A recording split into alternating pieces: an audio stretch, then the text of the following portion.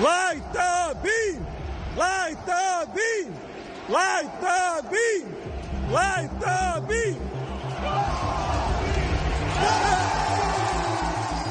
Oh, light the beam, boys and girls. We have a task at hand. We're back in the room for a Wednesday night edition of the Sports Cave with Biggest Puma. I don't think we're going to get to the Kelsey brothers numbers. So they got up to like 1.2 million live viewers today. So is that like who hits 1.2 million? Like Psy and I think you're talking like Rogan, Alex Jones numbers there. I don't even think Alex is doing 1.2 these days. Because he's got to give all that money back to the families. Yeah, but somehow his lifestyle hasn't changed one bit. It's weird how potentially maybe Peter Thiel might be funding all of that. Oh, I am your host once again here in the Sports Cave. I am Sam Freas, joined as always by Cap and LG, where we broadcast on the north side, live on the north side of San Antonio, where we are now only 22 days away from NFL opening night. What? Exactly 3 weeks from tomorrow night, we will see the defending Super Bowl champions. I can't even think about like this until like fantasy football is done. Once you get that clear? Yeah, like when you have like 7 leagues and, you know. Yeah, that's way too many. Well, what's the most amount of leagues you've ever played in 1 year, like in one season? That would be. Are we talking double digits? That'd be a baker's dozen. Good Lord. I was losing. Like, I was so sick of drafting. For those unfamiliar with old man terms, a baker's dozen is 13. Yes, a 1-3. That is 13 leagues in one season. That is untenable. It's funny you mentioned fantasy football. We'll, of course, talk about our league, throw that back out for you. But we're going to end the show. We're going to end the lightning round tonight with a clip I had honestly forgotten about until two of the things brought it to memory. Obviously, our fantasy football league we're starting. Right. And then secondly, the LA car chase that we talked about on Monday. Oh, yeah, the 5-star rating. It's got me thinking. He went full 6 stars, and that was full so GTA 4 and got away 6-star. With it. Got away with it. Well, here, we'll just do the housekeeping now. Still not captured. Do they even have a suspect? No, I don't think they have names. I don't think they have leads, names, any local ideas. Screwball. God, I think it was that dude's a king. Two guys. 2 guys. Yeah. Oh man. And potentially go to Canada. Potentially even more involved because they had the vehicle set up for them under one of the overpasses. That's like the Guy Ritchie movie, like The Wrath of God or something, where it's it's literally it's a video game movie. It's every bit of it. Set this up. Inconceivable. This is the switch. Get to the switch. Yeah, we got a little bit of housekeeping reference. to get to because I gotta give you an update on the guy who called me an idiot for pumping gas with the car on. But no, we'll have along the way we're gonna. The main seggy, since we didn't have as much time on Monday night to get into it, and then you derailed us by trying to blame everything on Trump when it comes to Project Marvel. So we got to dive back into it because all jokes aside, we have this story is going. We want facts. Obviously, it's right now in before football season kicks off and the Cowboys take over everything down here. The Project Marvel debate has kind of stolen all the headlines so far this week. And now, like I said, we've got even crazier update to that story. We'll get to that in the main seggy. I got some Cowboy notes. Anytime, I'm not a big fan of playing Stephen A. Smith audio on the program, but anytime someone can leave him speechless during a first take segment, oh, that's nice. we probably are going to play that audio. Yeah. So I've got some of that, and we've, with my Rangers officially tail spinning into oblivion, I've got some Jerry audio to play during the Cowboys notes to potentially at least cheer me up by making me angry, if that makes sense. Yeah. Because with the Cowboys, nothing they do, they can win 12 games in 3 straight regular seasons, and I feel no joy whatsoever. They did that. Straight apathy. The only team that had more regular season wins over that 3-year stretch was the Kansas City Chiefs, and I felt nothing. The only thing that elicits any kind of emotional response when it comes to the Cowboys these days is just getting mad about Jerry. And I try not to do it too much, but when the Rangers make me, as Jerry would say, lower than a crippled cricket's ass, I need to go back to my bread and butter to cheer me up a little bit. North Texas. That's Arkansas. That's not even – North Texas doesn't claim that one. Oh, man. Frankly. That is an Arkansas original. And then we got some random NFL headlines that kind of tangentially involve the Cowboys we'll get into as well. And, of course, lightning round to close it out. But I mentioned the housekeeping, so I'll start with that.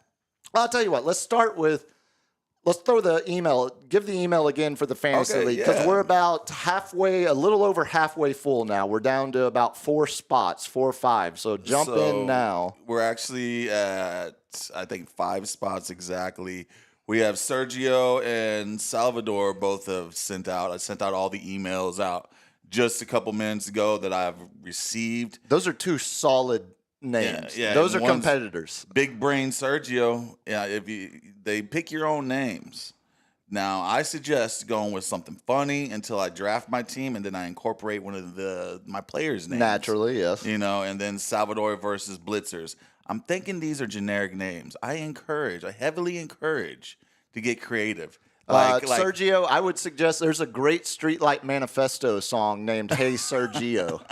Just throwing ideas. Oh, my God. No one understands that. I guarantee you, there's one guy out there right now that's like, hell yeah, brother. Give me more Streetlight. So, just per se, my team name right now is... I saw Streetlight at Backstage Live. The Captain Creams Competition. Okay.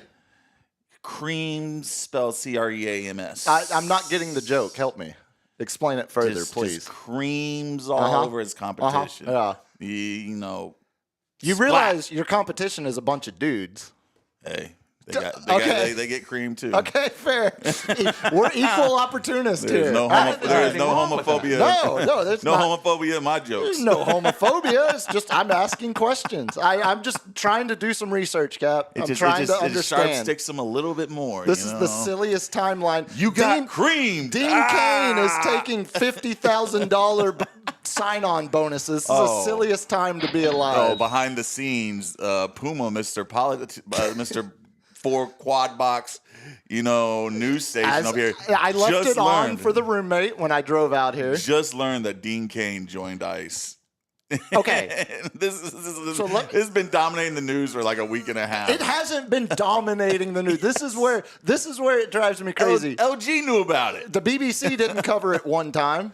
Because this is America. Oh, okay. This is America. So and we worry about our movie stars. Is Dean Cain qualify as a movie star? He was Superman, damn it. On a TV show, right? He was Superman, yes. Yeah, I can't think of many blockbusters Dean Cain was in. No, my quad boxes didn't get a lot of. John Oliver got him good. I still haven't caught up yet.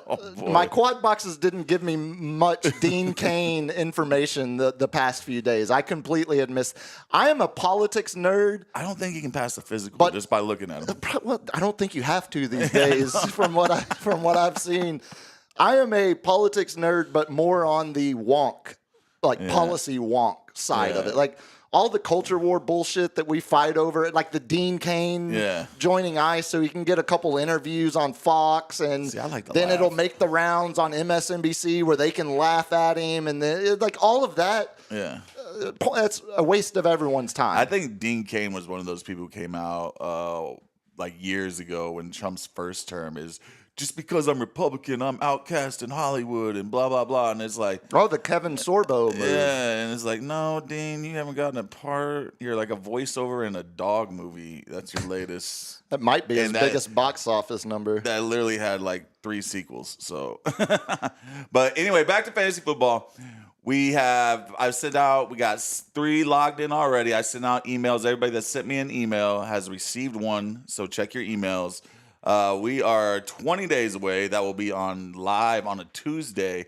I set it for 8:30. So we'll get into the room, get settled down, get everybody, anybody has any questions or anything like that, we can get through it. And then we will be going live with the draft.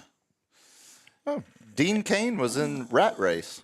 Oh my God, he's just from 2001. Dude, I'm telling you, his mind was blown over this. I can't get over it. I'm struck. I have a whole run sheet, and I'm about ready to tear it up and just do 2 hours on Dean Cain's filmography here that I'm looking at. Oh man.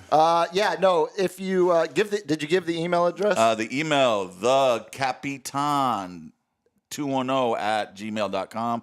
TheCapitan 210@gmail.com, or you can hit us on Instagram, the Captain's Chair 210, or you can hit Puma. On X at Biggest Puma, Instagram biggest.puma, and then I've opened up another email address. We're going to use it as a mailbag once we get into full NFL season, college football season, Spurs season come late October. Around Halloween there. Once we cross that 500, we're gonna be interacting with y'all a little bit more. It just makes it easier. Yeah, it just makes it easier. And if you have any questions for the mailbag, we'll solicit specific questions as we get into the seasons. But go ahead and mark it now. The email address is thebiggestpuma@gmail.com. Yes, sir. Should be easy to find. Yes, so let's get those. Let's get those fantasy football submissions in. I think I've got my GM locked in. He's a kid that he says he's won multiple league championships, and he's the long-serving commissioner of his boys, his tight high school boys league. Are we talking about Zeb? Well, let's not give anything away. I don't want anyone to get any kind of competitive advantages. This is on all us. Competitive. Well, that's what I'm saying. That's why I don't want to give away any advantages. How many skins on the wall you got, Zeb? Well, Zeb's not dead yet. Give him time. LG, you threw your back out on that one. Yeah, it's a little sore already. LG, before we get going any further, tell the good people how they can help us out, like Wes did Monday night, where we got our first breaking news sounder that just about shot my wheels off. Yeah, you can do exactly what Wes did and check the link in the description for our Amazon wish list. And Wes bought us this microphone splitter that arrived already today. Well, thank you, Wes. Actually, it arrived yesterday. So. Hey, man. This is a great example where we put politics aside and still help support everybody. Yeah, man. What's wrong with a little socialism? Right. Well, I think Wes could probably give you a list of reasons that he probably has something wrong with them. But as always, we don't give a flying rat's ass who or what you're voting for or who you're praying to. Just appreciate you listening and helping support the program. How close are we to that 500? Are we? Oh, yeah. Hit that subscribe button as well, because I think we're at like 563 right now. So we're approaching. 463, excuse me. 463. We're approaching. Shit. We've all. I think our Dean Cain playlet already cost us one. We're down to 462. Damn it! Man. Thanks a lot, y'all. I wish I had known.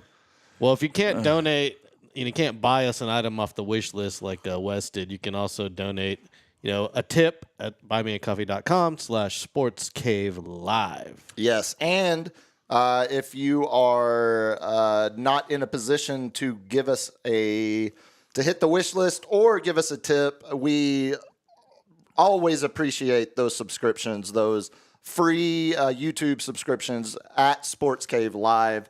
Never going to cost you anything on there. That is a promise we can make now. So give us a subscription now. Help us grow this thing so we can get really firing on. It's free, damn it. Firing on, what's the word? Firing on all cylinders. All cylinders. There's the phrase I'm looking for. Firing on all cylinders come football season. We also learned right before the show, Inside Edition debuted in 1989. And the Bill O'Reilly outtake clip was from 93. F it. We're going live. Yeah, if that gives you any idea of what our I can't do it. I can't do it. Our pre-show, the 5 minutes that you see us sitting in here as we're prepping, LG's just firing off random drops. The Bill O'Reilly one stopped us down earlier, as well as the breaking Dean Cain news. See, this is where that breaking news sounder you have, LG. This is where I need like the most random breaking news ever. Like Dean Cain joining ICE would have been a great breaking news. Yeah, we need our own different versions of breaking news. How do you think that was gonna how do you think he was gonna come off like that? You look like an attention whore. You know what I'm saying? That's all anything is, and that's days. all Hollywood is. As we sit here and try to hold your attention. But we try to give you good content, but man, we know it. We know your political views, and now it just seems like you're broke, bro. Yeah, I mean, $100,000 salary, $50,000 signing. Puma was about to throw his ideals right out the window. I'm just saying, if we don't get to 500 by football season, my principles might be cast to the side at least for 6 months. Now, let's get into it because I don't want to get too far behind it. Like we did Monday night. I had the weekend recap from Monday was a whole lot about a whole lot of nothing. And keeping on that trend, I do have a follow-up on the pumping. I had multiple people reach out and comment one way or the other about pumping gas with leaving the car on. And it went about as I expected. All of my, the country folk that either raised me or I was raised raised with back home up in North Texas, all of them were like, yeah, no, what do you, why was that even on your run sheet? Like, what's the, that's no big deal. I've never turned the car off one time. And then I had someone hit that the biggest Puma at gmail.com email and let me know that I indeed am an idiot for doing that my whole life, and even provided some science and cited examples. Oh, we gave you science. Well, I mean, where vehicles have exploded. Science. I always think, because I go in. I always think someone's going to take something on my vehicle, so I always turn it off. And I was always the wary one growing up to be like, you turn off your vehicle. But then, someone one of my friends that's a mechanic is like, these new vehicles, it would be so, you'd be winning the lottery before you could blow up a gas station because they have safety checks now on the actual pumps itself. It's not. Again, like we talked about Monday. And again, all of the country folk I was raised with, they weren't driving fuel-injected vehicles in the 90s. They were still driving 70s Chevy pickup trucks and 85 long bed Silverados. They just run on a different level. Chevy Silverado. Common sense sometimes, and they shouldn't do that. Did you remember? I also was reminded in one of the DMs I received. It's always funny. When I threatened the roommate, I was like, "Oh, I just got a message request." Like, I can't show you this one. It's always some middle-aged dude that either wants to tell me how on point the Cowboys segment we did was, or how stupid something I said that was slightly political or slightly, it's always, there's no, oh man, I'm not famous enough, man. No, it's not that. Trust me, it's just you're not stupid enough to say something that elicits that kind of reaction. But no, it was. I was reminded in one of the DMs I got, there were still 2 states that didn't even allow you to pump your own gas. Do you know the 2 off the top of your head? New Jersey. So they're the only one left now. A couple years ago, the other state that had a law for 72 years that banned people from pumping their own gas. Alabama. Nope. Surprising to me. I wouldn't have. You got anything, LG? Rhode Island. No. West Virginia. Wrong coast. Oregon. Oregon. Ah, those The hippies. Those the hippies in Oregon. How is Oregon and New Jersey both got together and been like, yeah, we like this. Both sides of the Oregon.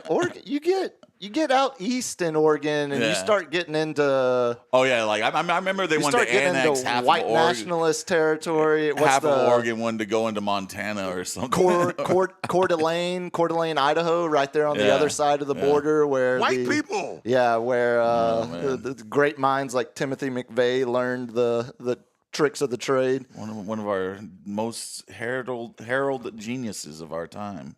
I want to go to Idaho, not Ohio. Idaho, God, Boise. no. Yeah.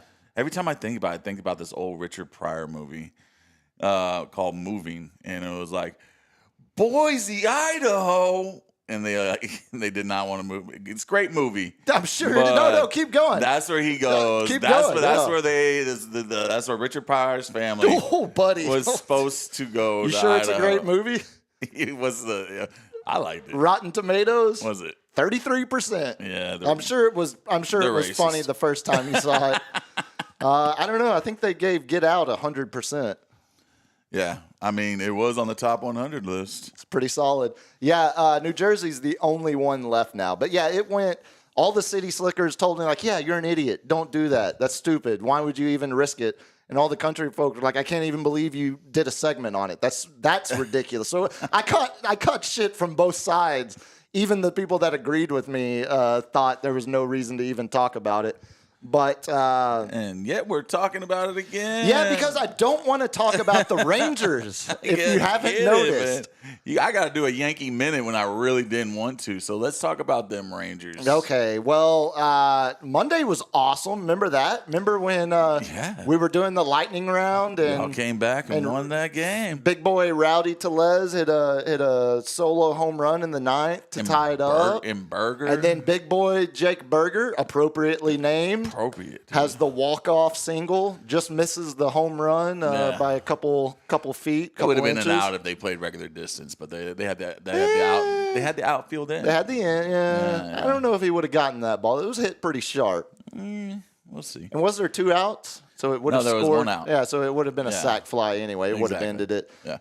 And then the series stopped, and they just gave the Rangers the next 2 games, and it was a sweep. They swept the Diamondbacks. Man. Yeah. So let's move on to Cal notes. We've got now, dude. Last night. So who pitched last night in the night before? Last night it was Jake Leiter. It was Uvalde got lit up. Uvalde got lit up. He had his worst start of the season. So remember when I told you like his ERA might go up a whole point? It went from like 1.35 to 1.78. Yeah. He jumped half a point. Yeah. Just off that one start. That's amazing, man. You're saying he had seven runs in 6 games. Yeah, he had. And he's going deep in those games. The number before that one was he had allowed 1 run or fewer in 13 of his last 14 starts. Because remember he was the first person to do it since Bob Gibson. Yeah. In 1968. So yeah, I mean, on an absolute heater. And after all of that, they do come back. That was their first, the biggest comeback of the season. A comeback from 5 runs down to win that one Monday night. And then last night, what has become the issue with Jake Leiter, or Jack Leiter, his stuff is nasty. He's really showing that it's the Vanderbilt stuff. Yeah. It's ace level. It's 98 on the corners. It's nasty changeup, nasty curveball. He was throwing first pitch strikes for the first 3 innings of the game, and then just couldn't locate the play. Lost touch, lost control. But it still, it stayed. The breaking balls weren't breaking; they're hanging. Yeah, it wasn't like they didn't get lit up. He stayed in position to get the win. Going into the later stages of that game. I don't know if did you see any of it? No. All right. So Robert Flores, the guy they got from the Nationals for Nathaniel Lowe, we refer to him in the Freas household as Bob Garcia. He hasn't earned Robert this season. Bob Garcia made a play where he literally it was like he was an Army quarterback running the triple option, and he just flung it over his head into the outfield, trying to make a play to get a guy out on the bases. And that was that's a lot of Yankees. That sounds like the Yankees. very much so. And a Texas team that committed the least amount of errors all season in the majors. Man. They've been, it's been pitching and defense. Yeah. Because when you score the second least amount of runs in the the least amount of runs, I think they're even below they might have, when they went on that scoring run, they might have passed the Rockies. But when Bob Garcia threw the ball into the outfield, that tied the game at 2. And then Ketel Marte crushed one in the top of the 9th. Solo shot. Diamondbacks win 3-2. Oh, so he had a quality start. It was another. I mean, this is the Rangers season in a nutshell. Lose a game 3-2 or even 2-1, and that wasn't a save opportunity. But flash forward to this afternoon, 1:35, 1:38, first pitch. Things are going great. Rangers are up 3-2 in the 8th inning. They get out of a jam in the top of the 8th. Immediately, bottom of the 8th, have a 2-out rally, get an insurance run. They're up 4-2 going into the top of the 9th inning. Bring in former Astro Phil Maton, also former pitcher who broke Josh Young's hand when he hit him with a pitch, who's now teammates with the Rangers. They picked him up at the deadline. He's been great. He's only given up like 1 home run in 43 1/3 innings this season. His curveball looks otherworldly. I mean, it looks like it enters a portal and then exits across the plate. I had full faith in the world. He immediately gets first 2 guys to strike out. Yeah, things are looking. Oh, also the home run last night in the 9th inning. The pitcher, I think it was Armstrong. He had an immaculate inning going. Oh, he had strike, strikeout, strikeout, strike, and then Marte hit the solo home run. He ended the immaculate inning with a solo shot. He was going with a heater trying to get he wasn't trying to go for a breaking ball. No, because he's not going to throw anything out of the zone because now it's like, oh, well, I've got an immaculate inning going. I'm not giving this up. And no way did the batter know that either. Also, one of the should have put in the dirt, buddy. Sneakily underrated hitters in baseball over the last 3-5 years, Ketel Marte. Absolute, consistent stud in a era of baseball where guys can't seem to sustain success over a 3, 4, 5 year period. So I was pretty down last night, and I thought, buddy, this is where seasons are determined. You have a terrible loss like that last night. You've got a day game today. You start a 7-game road trip. Yeah. After this game, I think they have tomorrow off. They start the road trip Friday in Toronto. They have. Oh man, I'm rooting for y'all. Got the Blow Jays and then the Royals for a 7-game. I think it's 3 with the Blue Jays, 4 with the Royals. So you gotta regroup. You gotta recover quickly today. And they were doing just that. I was sitting there working on the run sheet. Watching, I've got who's pitching this morning. It was Merrill Kelly, who we picked up against Zach Gallen, former teammate. So your fourth is basically your 4th pitcher. Yeah. I third if we're sliding in. DeGrom, Uvalde, or really Uvalde, DeGrom, and now Merrill Kelly going up against his old team, who they just got him from at the deadline.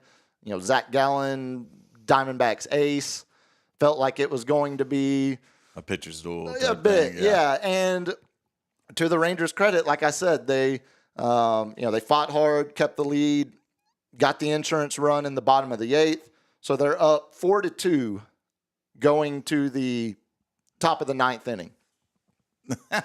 Maton gets the 2 outs to start the top of the 9th and then gives up a solo shot. and you think it's 4-3. Yeah. We're okay. We're okay.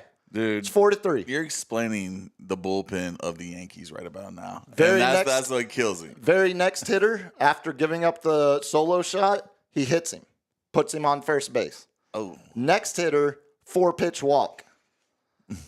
So the 6 pitches were solo home run, hit batter, 4 straight walk, or 4 straight Yeah. balls, 4-pitch walk. So now we have runners on first and second. And who steps up to the plate? Ketel Marte. oh, buddy. Crushes one. Oh, buddy. A baker's dozen rows up in the right field stands. Oh, 3-run shot. Score is now 6-4 Diamondbacks, and that's how it ended. dude. If I could tell you how many times, like me and my buddy, Yankees fans just sit there and be like, "Oh my God, if I got to see another blown game in the 6th, 7th, or 8th inning, dude, or the 9th inning because we can't find a closer." It's just it rips your heart out, man. It's hard to get motivated, and that's just me watching the game. I can't even imagine playing the game. Do you know? You know. Do you know how many blown saves the Yankees have this year off the top of your head? I want to say I was looking probably- at this earlier because I was after the Rangers blew a save. I wanted to I'm gonna look it go up. with I'll do 11 or 12. It's more than you. It's if you feel so bad about it Yeah. and still only thought it was 11 or 12. It's actually 17. But- I don't. But Yeah. the best number in baseball this year, the Astros and Brewers are tied with the least, and that's 12. So 12 would have been the best number. So 17 is not the worst. 17 is closer to the top of the list than it is the bottom. You're not even you're above the halfway mark. Okay, You're still in the upper half. Let me give you the worst teams when it comes to blown saves. Okay, Angels Okay. 26. I think it's actually now 27 because they blew one earlier. Diamondbacks Yeah. 22. Who These are all except for the Angels for some reason when bought stuff acting like they're going to make the playoffs. Diamondbacks just went 2 for 2 in the last 2 days on save Yeah. opportunities against the Rangers. Red Sox, 22, tied with the Diamondbacks. Imagine where the Red Sox would be if they hadn't blown 22 saves. And then let's see, what is this other team? Oh, it looks like it says Red Shoe Texas Rangers, also at 22 now after man. today. The Angels' save percent, though, is only 52%. Because they've had less. Are they counting these just 9th inning alone, or No, just full statistical save. Because, I mean, you could enter the game in the 7th and get a Yeah. save, technically, if it falls that way. Yeah, no, I was thinking straight blown save, you bring out your closer and he blows the save because I know I call him Hamilton, but Devin Williams, he can't get right, man, and you see him out there just not believing in this stuff, and he'll look golden one game, and then all of a sudden give up a 2-run shot and blow it walk off home runs. I've had to watch 6 of them, while he's on the mound, and we keep switching them back and forth. I don't think that helps either when you're adjusting, the bullpen, when it comes to closer, or even if you don't want to label him your closer, the guy you trust the most. Well, we gave him $50 million to be our closer. Right, that's what I'm saying. So when you strip him of that and then put him back in and then pull him out, and that yo-yoing, I think, is what he's either your closer for the full year. He's got a 6 ERA. That's what I'm saying. He needs that's straight low leverage situation. It's you're getting if you're From now if you're a on. middle relief, you're getting, and you're not getting paid that much. You're getting sent back down to the minors.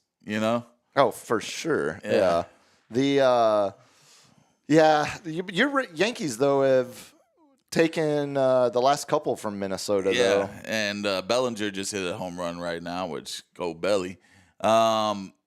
As I said, we have. Do you realize? I heard the other day Bellinger's still only 29. Yeah. That's crazy to me. Crazy, man. He won his NL MVP in 2019. So he turned 30 last month. Yeah. So he just turned 30. Yeah. So he's got years left, but the Yankees do have the third easiest schedule on the next on the closeout.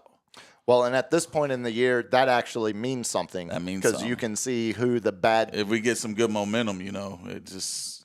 Man, it's been popping up more and more. Again, I cannot wait. Every time you hear that word now, you just. Well, again, because I think there's morsels of truth. It shouldn't be a thing because these are professionals. But Tell me, why did the Rangers? It's the American psyche. Why did the Rangers not have it's like momentum? a human psyche. When they scored, Rangers had the momentum when they scored an insurance run in the 8th. They had the momentum when they what stopped that momentum? A home run. A home run, and then that just killed all their momentum. It wasn't momentum. And now who has the momentum? A hit batter, a walk.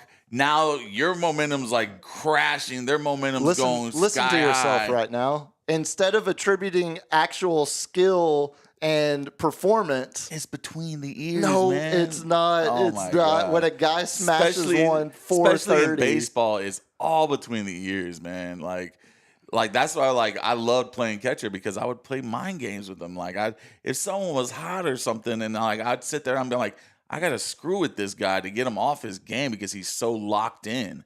You know what I'm saying? So it's like.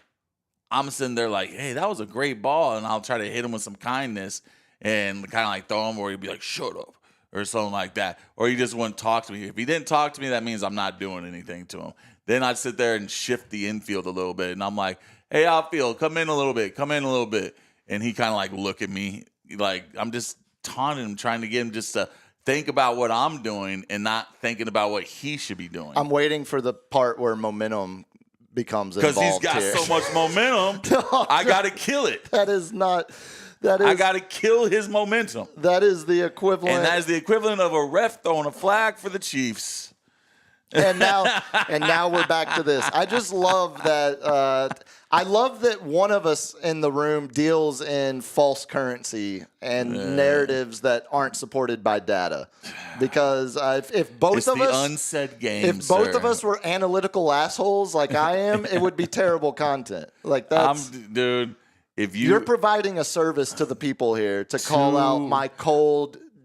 MIT, I'm not giving excuses. Like it is still their fault, but like you can have play drive momentum killing play drives. Your pitcher can get cold and kill the whole momentum of the whole team because of one relief pitcher.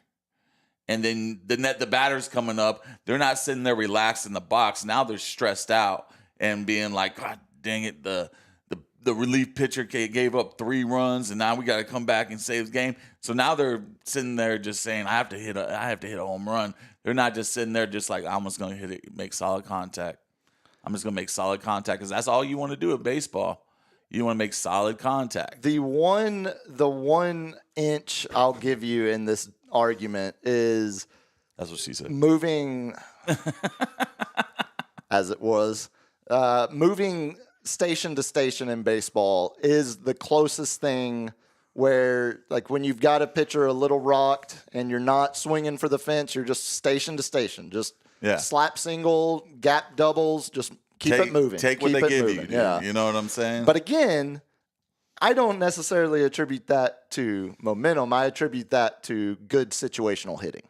Good situation. Or poor pitching. But momentum, There's a reason why not so much the big to do names with it there. in baseball hit home runs in bunches in a short time, and then they go through droughts. And when you're going through a drought, you're trying to switch up everything to gain some momentum to try to calm you down and just get you back in your routine. And then once you're in your routine, you're seeing the spoils of what you're doing. You're like, all right, now you're more comfortable. It's all about being comfortable and being locked in and believing in yourself. And it's very easy. Again, I agree with all of that. To have those because negative thoughts. None of that is. Now tell me if you were sitting there, all of y'all clicking, locked down. Now we're going to football. You're clicking and locking down. We can go do this to basketball too. And you're like, man, we're killing them, blah, blah, blah. Whoop. Flag on the play, whistle, foul. Oh, he had a push off. Now you're thinking about the refs. When Doug Flutie threw the Hail Mary, did Boston College have momentum? When Sean Elliott hit the jumper, did the Spurs have momentum? You are taking the fact when that Derek Fisher hit the jumper, did the you're Lakers taking the have fact momentum? that momentum is real to momentum is always the reason. I never said it's always the reason. I'm saying momentum can be changed by outside. Anyway, right, the Rangers are cooked. The Rangers are officially cooked. I mean, we're sitting looking at wild card standings. It's the Cleveland Guardians you and the Yankees have to worry about now. Rangers are now 4 games behind your Yankees for that last wild card spot. It's there's still 41 games, 41 games I think left in the season. Yeah. 40. No, it's 40 exactly on the nose. They're 60. They're back to 500. They're 61-61. There's still 40 games left, but I've seen people come out of that. I've seen companies like I always think it's like of a Cinderella team. I always think of the Carlos Gonzalez Colorado Rockies year where they won 17 straight to end the season. And they went all the way to the World Series. Stole the wild card spot, went all the way to who beat them in that World Series? I want to say the Red Sox, I believe. Either the Red Sox or man. Look at the baseball brains in the room. Swept by the Red Sox. Know your enemies. In 07. Yeah, that's fair. If that had been the Mariners or Astros, I would have probably recalled it a lot easier. Yeah, 40 games left, but if they're not cooked, they're past medium. They're getting close to well done at this point. Oh, speaking of, they're close to getting I almost forgot. On. What? It's National Filet Mignon Day. Oh, Speaking of being cooked, and what goes better? What goes paired well with filet mignon? How about National Prosecco Day? Prosecco. Have some Prosecco and filet like mignon. Sparkling water? Yeah, it's like sparkling wine. It's like super sweet sparkling white wine. It's the kind of shit that girls get ratchet drunk on at wedding. Not that I've seen that happen in person multiple times, ever. Or during the day on a Friday, on a Saturday or Sunday downtown. Oh, big Sunday. Sunday. This is what causes the fights outside of Bentley's on every Sunday afternoon. It's canned Prosecco. I've never been a big filet guy either. I feel like all those sparkling drinks is Prosecco. Give me the New York strip. Yeah, well, the White Claws. Like sparkling rosé, I can kind of F with. Yeah. I don't mind a little. Nah, man. I don't mind a little sparkling rosé. That seems like a hangover to me, man. 1,000% it's a hangover. Oh. It's but you act different. Like I feel like I can drink a whole bottle of tequila, but like half a bottle of rosé. The bubbles go to your head. Dude, I'm dancing at Coyote Ugly on the bar. Like it's white girl wasted on bubbly wine. So yeah, celebrate accordingly. Did you got any other Yankees notes before we get into Cal notes? I mean, they played on a rain delay right now, up 1-0. We got our Warren is a rookie, but he's been playing most of the year. But we got Schlittler. Careful with that name. But he's the one that is our. Yeah, I know, right? There's so many jokes. I'm laughing over the 3. I just stumbled. Give me 6 Schlitzes. You know? You got Schlitzes. You got Shitty Hitler. There's so many ways you can go. But he's a little Garrett Cole lookalike, man. He can get that ball up to 100, and he might just giving up a run here. Nah. Y'all don't. I was looking at it earlier. Yeah, y'all have Rays and Red Sox coming up on the schedule. Yeah. Next week, so that'll be Red fun. Sox is going to be a big one, the big rivalry game. Yeah, so. I feel like even though the Rays aren't, really. I mean, they're 6.5 behind you. They're not in the race for that wild card. But if you're the Rays, going up against the rest of the AL East right now. They always give us trouble. Always. Yeah. And this is the time when they give trouble, when they're not in the race or on the fringes. It's when it seems to jump back up. Well, let's shift gears, get into some Cal notes then before we jump into the main seggy. I teased I needed something to cheer me up after the terrible Rangers game this afternoon. So LG, get those clips ready. Let's do the Stephen A. on first take, Denzel Washington on first take first, because this was yesterday morning. This was before Jerry gave the quote that we'll play after that. Okay. So because the two of them tie in together lockstep. It's exactly like Denzel talks about, like, apparently I didn't know this, Denzel Washington grew up massive Cowboys fan starting back in the 60s when he was a little kid. And he eviscerates Jerry so effectively that Stephen A. is speechless. And then later that night at the big Cowboys Netflix documentary premiere, which is also... That's out now? It comes out next week, but they did the blue carpet event last night to unveil it for members of the press that are out there in California for training camp. Yeah. It's getting pretty good reviews, actually. And I'll tell you this. You make that noise. I'll watch it. I think you'll like it because a lot of it focuses, like Steve Young's in it. Steve Young's talking about how, like, hey, dude, like, I'm having an MVP season, but now Joe Montana's back healthy and on the sideline, and I've got all the, like, it's got a lot of, it deals with a lot of the rivalries, shifting power in the league in the 90s, and how, you know, a guy would win a Super Bowl with y'all, and then he'd come win a Super Bowl with Dallas. Oh, yeah. It was just, it was wife swapping. Who was our in the D NFC. lineman? D lineman that we gave up after in the early 90s that basically let you guys win. Charles Haley. Yeah. Oh, so he won. Prominently featured. Yeah. Like when we gave up Haley, that screwed us over, man.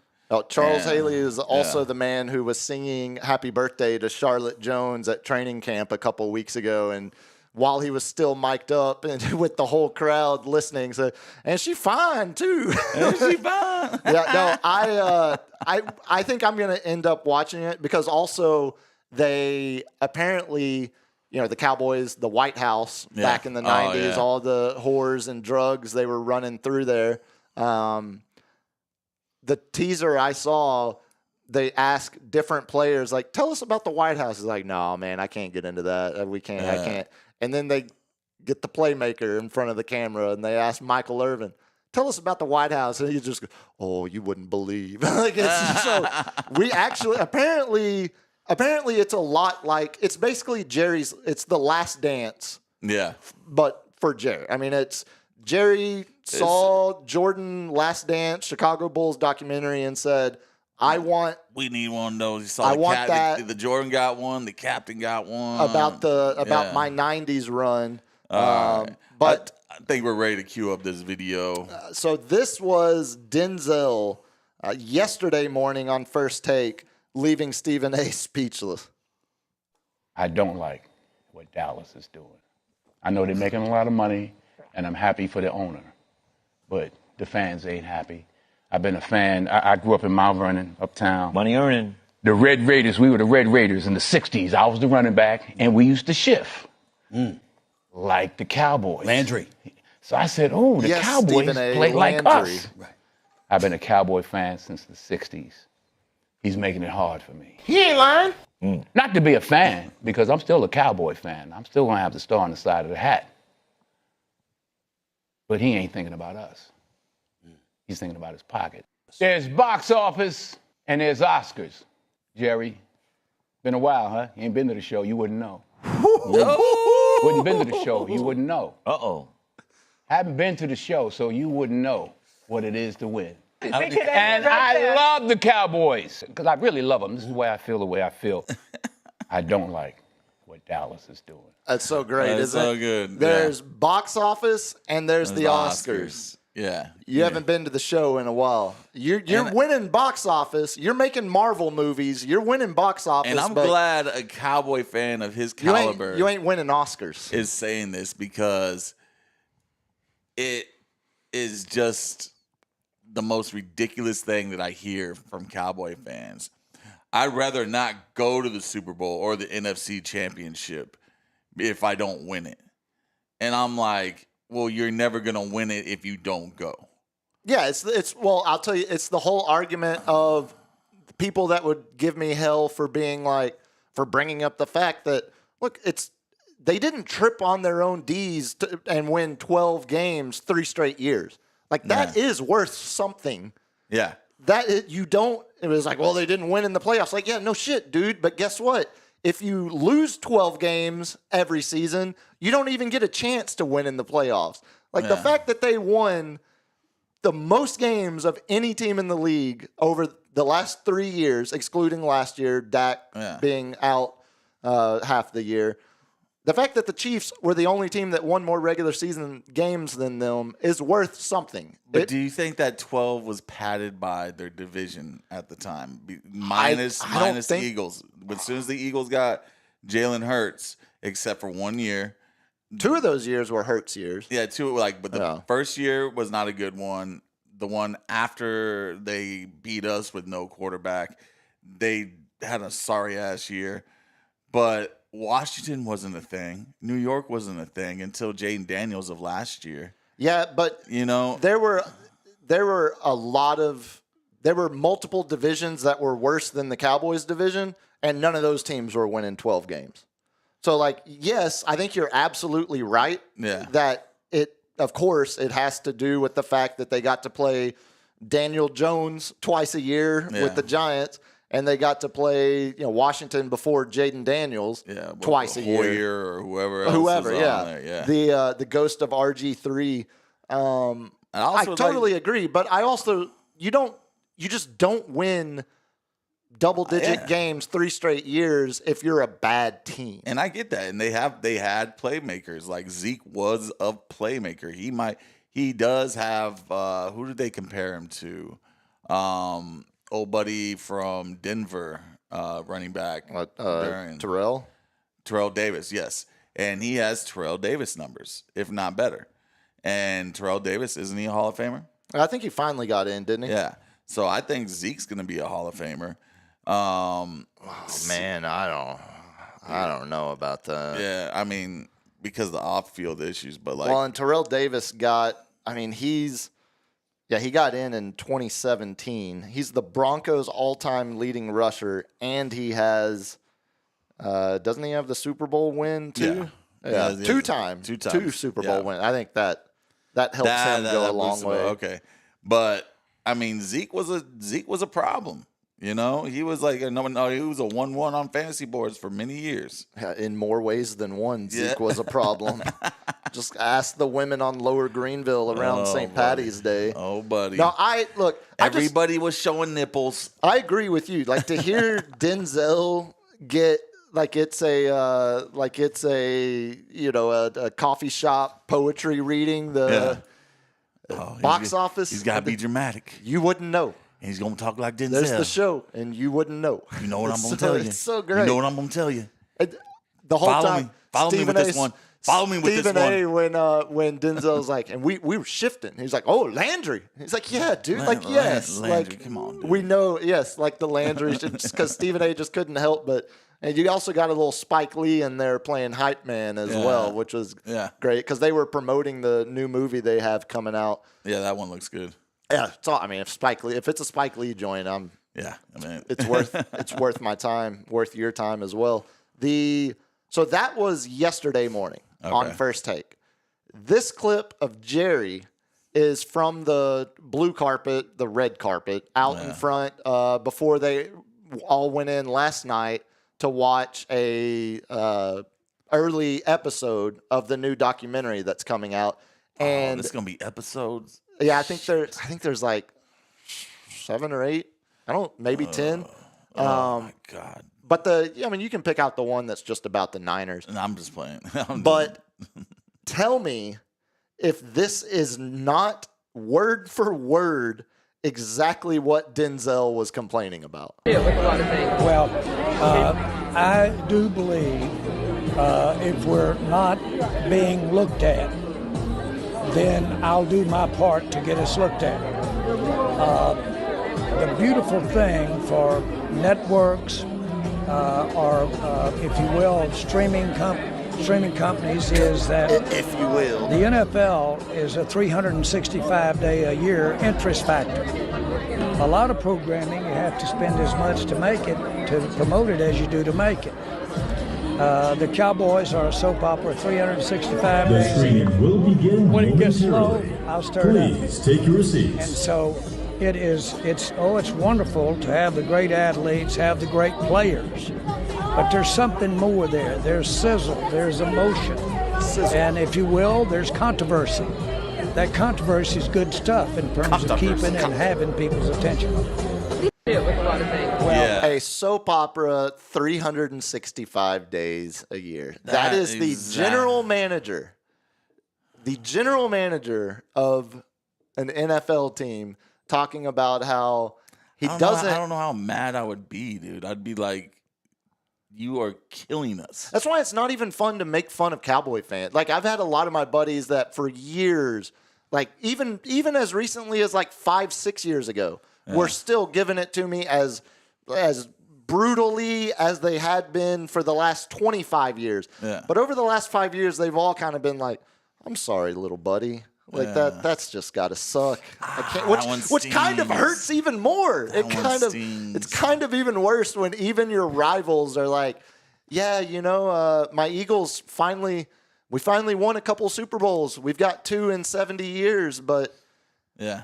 it feels like your last 30 years were worse than our first 65 before we got our first one. Jesus, man. No, it's he said the quiet part out loud. I mean, he literally I tiptoed everything around, Denzel was talking about. I would during y'all 12-game runs and y'all all win and y'all be all excited and up in my face with my Niners hat, and like we'd have like a down year and then we'd have like a good year. And you gotta believe me, when I was like up in old Rue Pub, if anybody's familiar with that, it's a big area. And that thing was standing room only during the Niners. Bunch of Dean Cain fans out there too. Yeah. Or no, that's the one next to it. That's the angry elephant. Yeah, Hey man, hey, get him through the door. I'm sitting there cheering on, and Dak's putting together a drive, and I'm starting to I'm like, uh-oh. And then he rushes the ball up. And I was like, what an idiot. And again, everybody was quiet. Further proof momentum doesn't exist. And I was, or making a stupid play exist, moment. If he anyway, I was like, you have one of the best kickers in the game right now. You need, they needed a touchdown, but I was like, yeah, they had to have the touchdown. Would you rather at that take, point. They had 2 checkdowns. We gave them 2 checkdowns, but I was like, would you rather have one at the 20, or would you rather you're sitting there eating off and have one at the 10, but you might not make the clock? And it's like, the obvious answer is you got to make sure you have time on the clock because there's no point. And you kind of need time on the clock to score. Being the only Niners fan in there, when I'm saying only Niners fan, the only Niners fan in there celebrating with my flag and my jerk on and all my big chain, my Debo chain. I was like, I left real quick right after that because I was getting looked at. I was like, man, I hope they don't find out which one's my truck. I kind of feel like, I'm sure obviously there are still your diehards that will, get their lights knocked out and on the third deck of Jerry World after the Saints embarrassed the Cowboys. That was a great video. Meanwhile, the video last year, I'm pretty sure it was the Saints game when the Saints embarrassed them, and then there was the fight on the triple deck. And while the boy is getting his ass handed to him by a Saints fan, his girlfriend is right next to him, just hurling everywhere, all over the tile floor up there in the cheap seats. That's the Cowboys season in a nutshell. I'm sure, of course, there are still people that are so emotionally invested they actually would mess with you like that. But I kind of, again, I think they're more than emotionally invested. They are financially invested. well, okay, now that's because that's a they different have story. season tickets. They have all the gear. They have the man cave. They have the jerks. They got the, But the only thing dumber than being a Cleveland Guardian pitcher and throwing a ball into the upper deck on your first pitch of the game to make sure it's a ball so all your buddies win prop bets. The only thing dumber than that is betting a single penny on anything Cowboys related. That 7.5 over under that we talked about, it's tantalizing. You know why? Because Vegas knows you will throw your money at it. Yeah. That's why they keep it at 7.5. It's my favorite time of the year. I always tell people, I was like my favorite time of the year when it's the fourth quarter of a Cowboys game and they're up. Again, I would argue, I think the Cowboys are the prime example of why momentum is not the most important thing. The thing specifically, Jerry, what happens when Jerry treats the team like a soap opera every day of the year? You don't think that kills their momentum? What happens, I think Jerry is the ultimate killer of any. You don't think they're sitting on the sideline thinking, what is Jerry going to say about my play if I mess up? Again, and then they're not focused on the game. But that's not what momentum means, but we'll proceed regardless. No, that will kill your momentum. Yeah. No, because you won't make the play. You just got to admit that you're wrong about this, dude. Because we're going to go in circles, and there's going to be plenty of examples that will continue to show you the narrative is just false narrative. I'm just waiting. The year the Cowboys win a Super Bowl when I'm Jerry's age, 50 years from now, that will be the day that the Cowboys find. That will be the day I believe. Jones being the general manager. Stephen will be dead by then. Well, okay, and that's the other funny thing I heard. Man, I can't remember what podcast it was. It might have been the Dumb Zone up in Dallas. A couple former ticket guys that do it. Also, a guy that taught me that momentum doesn't exist. Shout out Dan McDowell. Hey, Dan, I think you're wrong. No, stay strong, Dan. You've raised a generation of nihilists that follow the data. No, they were talking about how the assumption with Jerry Jones is as soon as he is out of the picture, that nothing will change because Stephen will assume control. Do you think Stephen will be the GM? 1,000%. Yes. Nothing will change. So they used the example of like right now with it's a pretty perfect example beyond just the like Logan Roy Succession example that you can pull from, but the real life example, like right now, the Trumpster, he's got DJT and Eric and Ivanka. Jerry's got Steven, Jerry Jr., and Charlotte. As soon as the head of those families is out, everyone just assumes that it's going to be run the same way. But Steven is not Jerry Jones.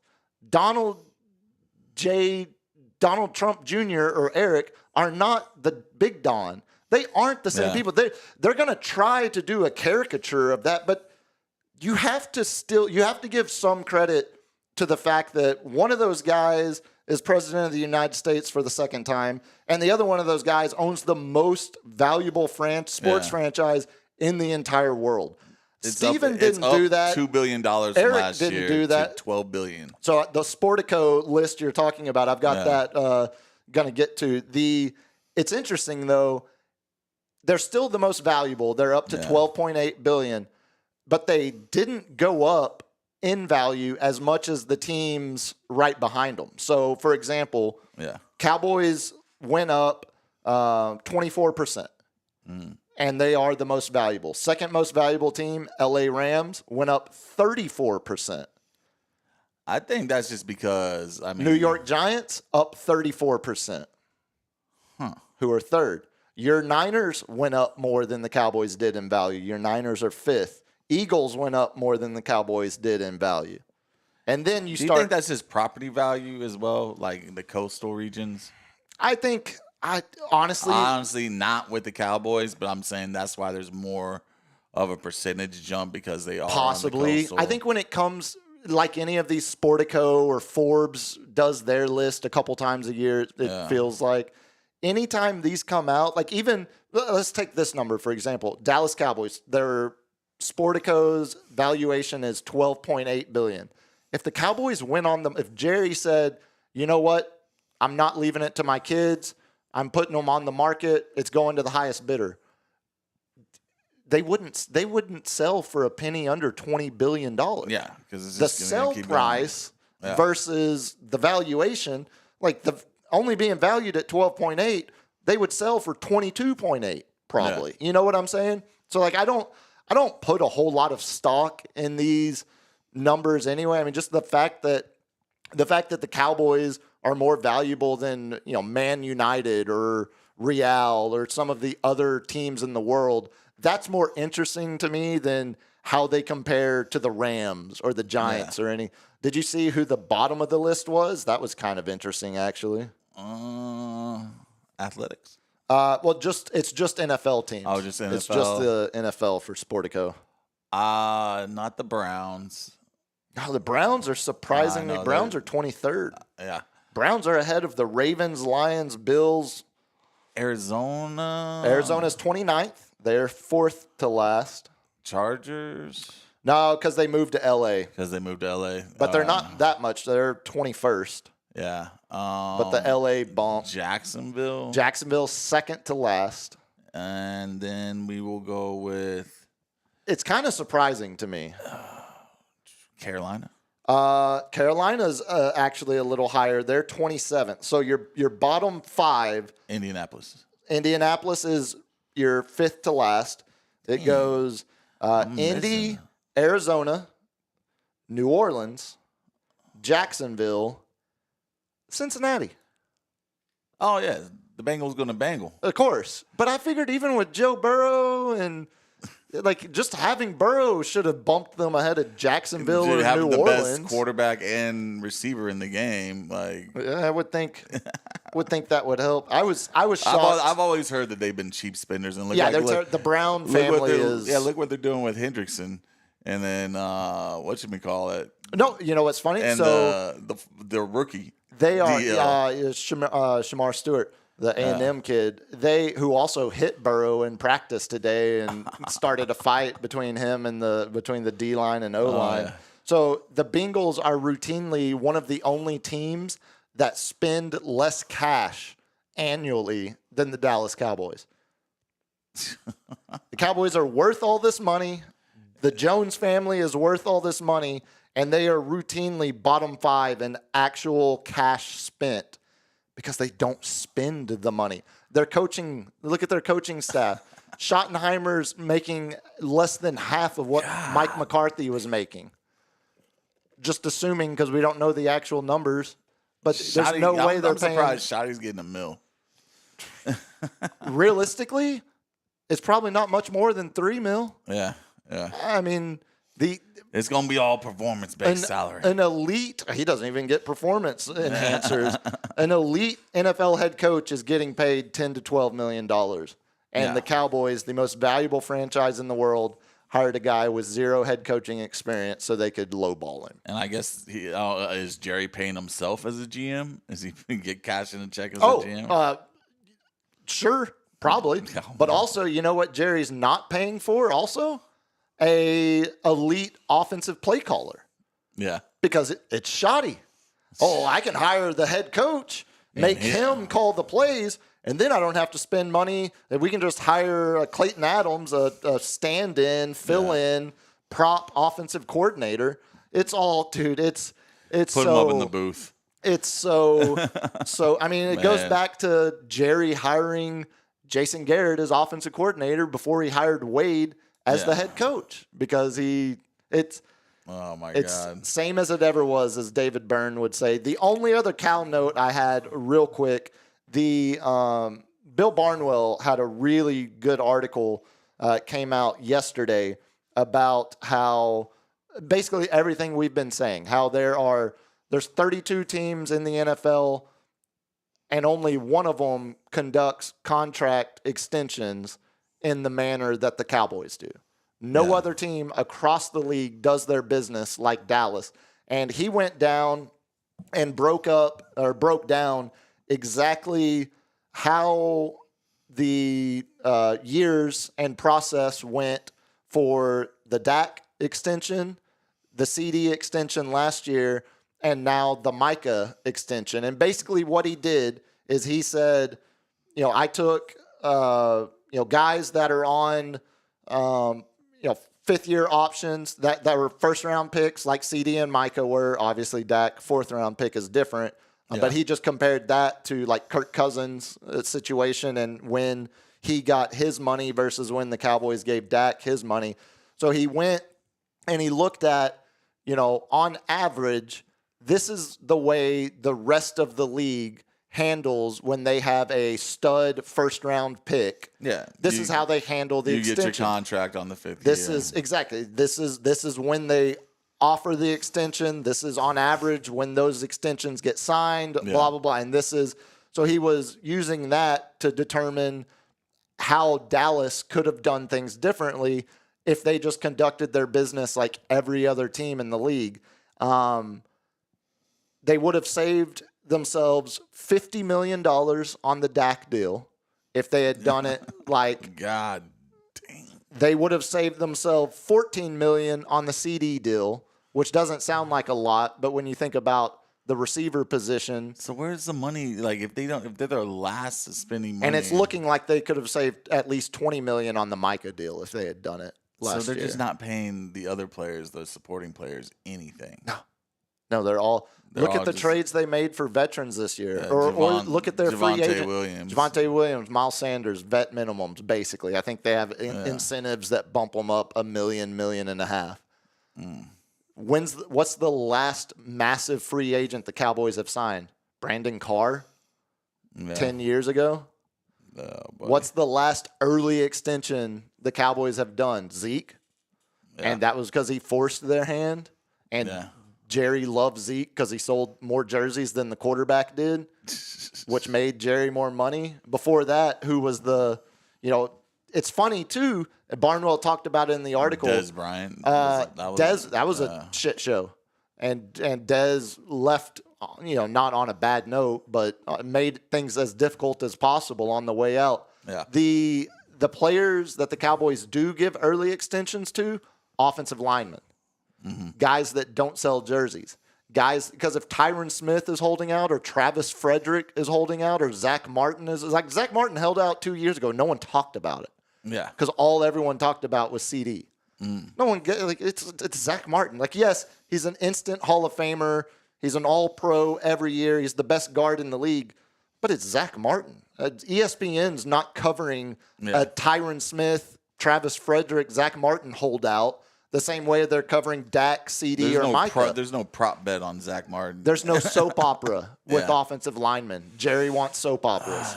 So that's why he does it. So altogether, Barnwell estimated that Jerry has cost the Cowboys $84 million conservatively over the 3 deals for Dak, CD, and assuming eventually they get the Micah deal done. So, good times in and also he announced he beat stage 4 cancer in 2010. So, Hey, buddy. we could have. A lot of people were probably rooting against 2010. you. That was 15 years ago. I was about to move to San Antonio. They were still doing training camp in San Antonio. Oh, That was a long time ago. I wonder if that's when Steven stepped in. When did Johnny Manziel? Oh, that was later. Yeah. Ironically enough, that was Zach Martin's draft year. Oh, yeah. And Jerry didn't want the future Hall of Fame offensive lineman Yeah. because it wouldn't make him. It would make his team a shit ton better. Yeah. But he doesn't care about that. He never has. Yeah. Zach Martin's not going to sell jerseys. Like, even if Johnny Manziel's only here for 2-3 years, There's a lot of jerks. he's going to sell way more jerseys than Zach Martin will in his career. He's not looking at all pros or player of the decade list. He's looking at bottom line. And I think I agree with Denzel on that. He's not doing it for you and I. He's doing it for himself. And I don't think and he's his making family. it. I don't think he's making it a secret either. So, No, and that's it.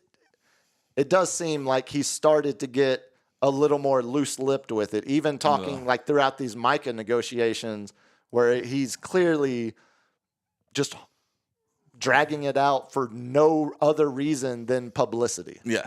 And it's really hard to stomach that as a quote-unquote fan of the organization that he owns and runs as general manager.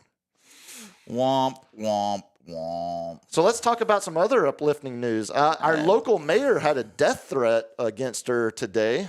Oh, buddy. And it wasn't based on, again, talking about DMs I got. I might have upset some of my more Trinity-educated progressive friends that didn't agree with my desired use of city funds. Now, it was a weird one. I saw the headline. Ken's had the headline, man arrested for allegedly making threats against SA mayor, citing Project Marvel. And my first thought was like, okay, we've got some kind of actual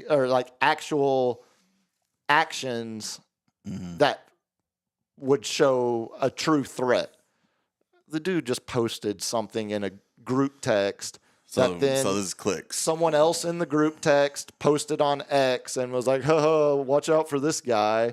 And then someone reported it, and eventually the man named, what was his name? Well, who cares about his name? And some idiot that's off his rocker ends up getting arrested for threatening. He had just flat out said, like, someone needs to murder the mayor.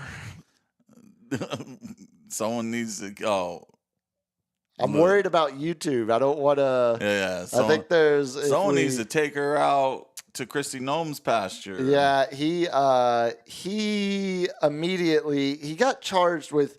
It was a weird charge. It wasn't like it was obstruction / retaliation after he intentionally / knowingly threatened the mayor's life. A very, very odd charge. That used to just be terroristic threats. See, that's why I'm saying it feels like they kind of gave him something a little extra because it's. I think it was a little softer because it was like, well, it's a social media post. We're not England. We're not patrolling people's. Yeah. I mean, you can't say you need to thinking like kill making somebody, terroristic threats. People are out like I think that's still just like a Class A misdemeanor. Marcos Rene Oliveira was the guy's name that got popped. Well, you're famous now, buddy. Yeah, he's already out on bail. Another thing, people he's $125,000 bail. He's already posted. Jesus, so no, that's heavier than terroristic threats. Okay. Yeah, because like if you like, I know maybe of some people that I know of that go out of the bar and say I'm gonna come back and shoot up everybody. That's a terroristic threat, and they don't get $100,000 bail. You know. Okay, so I mean, obviously, this is a worse elected official, but also like individual, specifically targeting one person versus like a bar. I think they made like a new law about like targeting officials because of all the violence that's actually becoming more common in our day and age. It reminded me a lot of the. Right after the Mavs traded Luka and Nico came out and was saying like, my life is in danger every time I step out of my house. I'm receiving death. And it turned out it was from some fan group forum post where people were just like I hope he gets hit by a bus. It was like, I'm getting death. They're like, no. We had a fire Nico guy at the Ranger. That was the highlight of the Ranger game last night. Just one guy belting it out nonstop to the point where the announcers were like, you couldn't ignore it. Yeah, because he's right by a microphone. But no, when I saw that headline, that was my first thought of like, okay, well now we're funneling sympathy for all of the backlash you're getting to find one guy make. But again, not to be taken lightly. That is. Certainly not the outcome you hope for. But where we left off on Monday, we had just started playing the audio, and I realized we were so far behind the clock. The the audio is from Ken's, from Jeff Garcia. It's a cut up of the mayor giving a press conference. I believe this was from Monday afternoon, where she had called for the strategic pause to the process. She specifically wanted to see a further detailed economic report of exactly, down to dollars and cents. Instead, the one that had been provided to the council was done by a group that has 20% equity in the Spurs. So not a purely unbiased one, but also one that has been trusted in other markets based off of the level of detail that they originally given. And I can't remember who had it posted earlier, but basically the original report the council received was like 22 pages. The one that the mayor is referencing, she wants to see like the one in Philadelphia where that was like a 73-page report. So we're talking just 50 more pages of line-by-line detail. And this is where I think we started to kind of get into it Monday, where there are obvious concerns when a organization is asking for millions, hundreds of millions of dollars from city funding, and the other organization that they tasked with giving you the breakdown of it also has equity in the organization that wants the money. Yeah. So the side of people that immediately attack the mayor and say, well, she's just doing everything she can to hold this up, I do think you can give some, not sympathy, but some understanding to what she's asking for, where it's like, no, you told me it was going to be, in between $300 and $500 million that you need. I would like to know, is that number $301 million? Is that number $499 million? Yeah, because that's a big gap. That's a big gap. And so I understand where she's coming from in that sense. Yeah.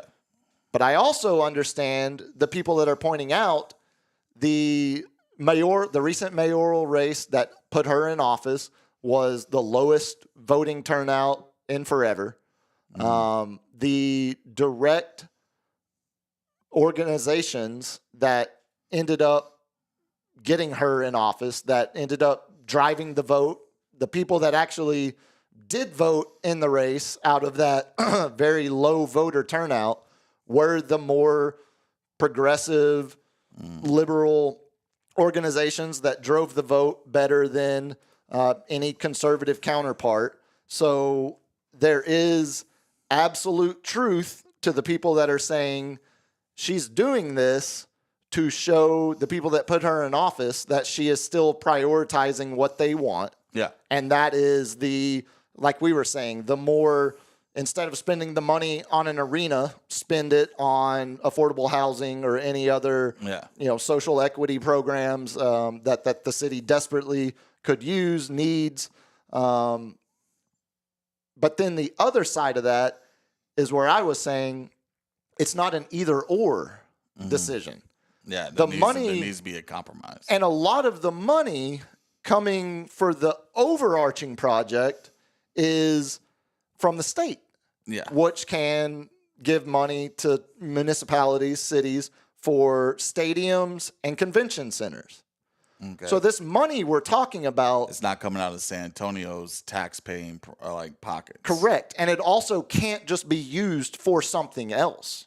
Yeah. So it's a bit fraudulent to say, we're not going to spend this money on a stadium, but instead we're going to spend this money on affordable housing. Well, no, it's not the same money. Yeah, they're not going to give you the money. It's not the same fund. Exactly. The state don't give affordable housing. Come on now. You see what they're doing in Austin? Buddy. Yeah, come on. Buddy. So that's where, all of that being said, it's a very confusing issue because on top of all of that, our city is run, she is just a figurehead. She is purely a representation of the city, not the power broker that is running the city. So I think a lot of people, when they think of mayor, they think of it like a governor or even a president. It's not that whatsoever. Our city is run by a city council that works alongside a city manager. City manager Eric Walsh, city council, 7 of 10 of the current city council members support proceeding further. Walsh also agrees with them. So I think it's 6 out of 10. He makes it 7 out of the 11. So out of the 11 people that actually control what happens in this city, the majority of them support moving forward on Project Marvel. Yeah. The mayor... She's more of like a conduit to the people that elected her. To the people and try to be like, hey, I'm sitting here trying to bring up your points and stuff like that. On her... And convince the city council. Correct. Exactly. Okay. Even on her campaign materials, she specifically mentioned we shouldn't be giving money to sports teams to build new stadiums. We should be funding affordable housing projects, social welfare programs, like everything that we're talking about. So again, she's playing the politics of letting the people know, like, I know you put me in this office. I'm giving you, basically just, I'm giving you a shout out. Yeah, I'm trying to stick it to the man, All the while knowing she has no power to do any of that. No. Which is why I think, well, first of all, I mean, if you're sending a death threat over any of this, you're an idiot to begin with. You're worse than the guy that bets the Cowboys over this season. But on the other side of it, if you're doing it purely for superficial political reasons, when you know all along you actually have no power to do a damn thing to stop it, that also is not a good look. As we talked about Monday, if you're picking fights with the most identifiable business, like, who's more identifiable, HEB or the Spurs? It's the Spurs. Yeah. If you go to New Mexico, they don't know what HEB is, but they know what the Spurs are. If you go to Oregon, if you go to New Jersey, I think people know more about HEB than you think. It's voted the number one because it's so great down here. When I was growing up, I moved here in 2011. The first HEB I ever saw, the furthest north I ever saw one, was Stephenville, Texas. Really? HEB just now is getting into Dallas, Fort Worth. Kroger, Albertsons, Brookshire's. Yeah. A bunch of crappy. Or if you're from West Texas, it's United. Like, HEB is used to still... be Piggly Wiggly in Memphis. Oh, hey, I love me some Piggly Wiggly. It was Piggly Wiggly in Stephenville, too, before HEB put them out of business. But I say all of that because the optics of picking a fight with the Spurs when you actually have no power in the decision-making, that's where people start to feel like you're not actually standing on anything. You're just appeasing the people that put you in office. And you're providing lip service. The one thing I agree to what they want to hear, while knowing, like, you're not going to be able to get that for these people, but you're going to tell them, I'm fighting for it. Yeah, itemize a list of where the money's going to go, what kind of overage we can expect. Yeah. And the overage, Spurs said they will cover everything over. All right, they said, city, we need you to figure out a way to cover up to $500 million. And how much is Texas, the state of Texas, going to cover that? So that is involved in I can't remember. I was reading the article earlier. There's a specific program that allows state money to be used for stadiums and convention centers exclusively. And that's the other thing. This Project we're only talking about the $1.5 billion allocated for the new Spurs arena. Yeah. We're not talking about the land bridge they want to build over 37 to connect to the Alamo Dome. We're not talking about the renovations to the Alamo Dome where they want to make it look like Miami Dolphins Hard Rock Stadium. Yeah. We're not talking altogether. It's like $4.5 billion. Yeah. A new hotel in Hemisphere, all the parking garage, all that kind of stuff. Mm-hmm. We're just arguing over the original first phase $1.5 billion for the stadium. Yeah. So that's where I would love. I might try to get someone. One of my way more educated Trinity friends that understand this. See what that's itemized. Yeah, because right I feel like right now, like I'm hitting like I'm not at T-ball level, but I'm not yet to like full fast pitch. Like I'm at like coach pitch of trying to understand it all and how how it. Yeah, because I would like to see like which money's coming in, like how much is allocated from the Texas to here, how much is it gonna with the hotel tax gonna increase, and how much is it actually gonna come from our pockets, which is what they'll probably put into property taxes, And I think the main people that get mad about property taxes, because that's how schools get their money, because we don't have a state tax. We have property taxes. Right. Which you actually end up paying more taxes than a lot of blue states because we don't have income tax, but you're taxed out the wazoo. That's an old man phrase. Taxed out the wazoo. 7% property tax. And if you live outside of San Antonio, it's 3.5. So it's like, that's what I want to see that's coming down. And that's where I agree with her. Yeah. Of like, if you're asking for more details, that's great. Yes, I agree. Let's get that. Seems like that can be done pretty freaking quickly. And also simultaneously to the negotiations that are ongoing with the Spurs over said details. If she came it doesn't out, feel like what is the purpose of calling for a pause? If she can come out and say, how long would it take you to give me these projections?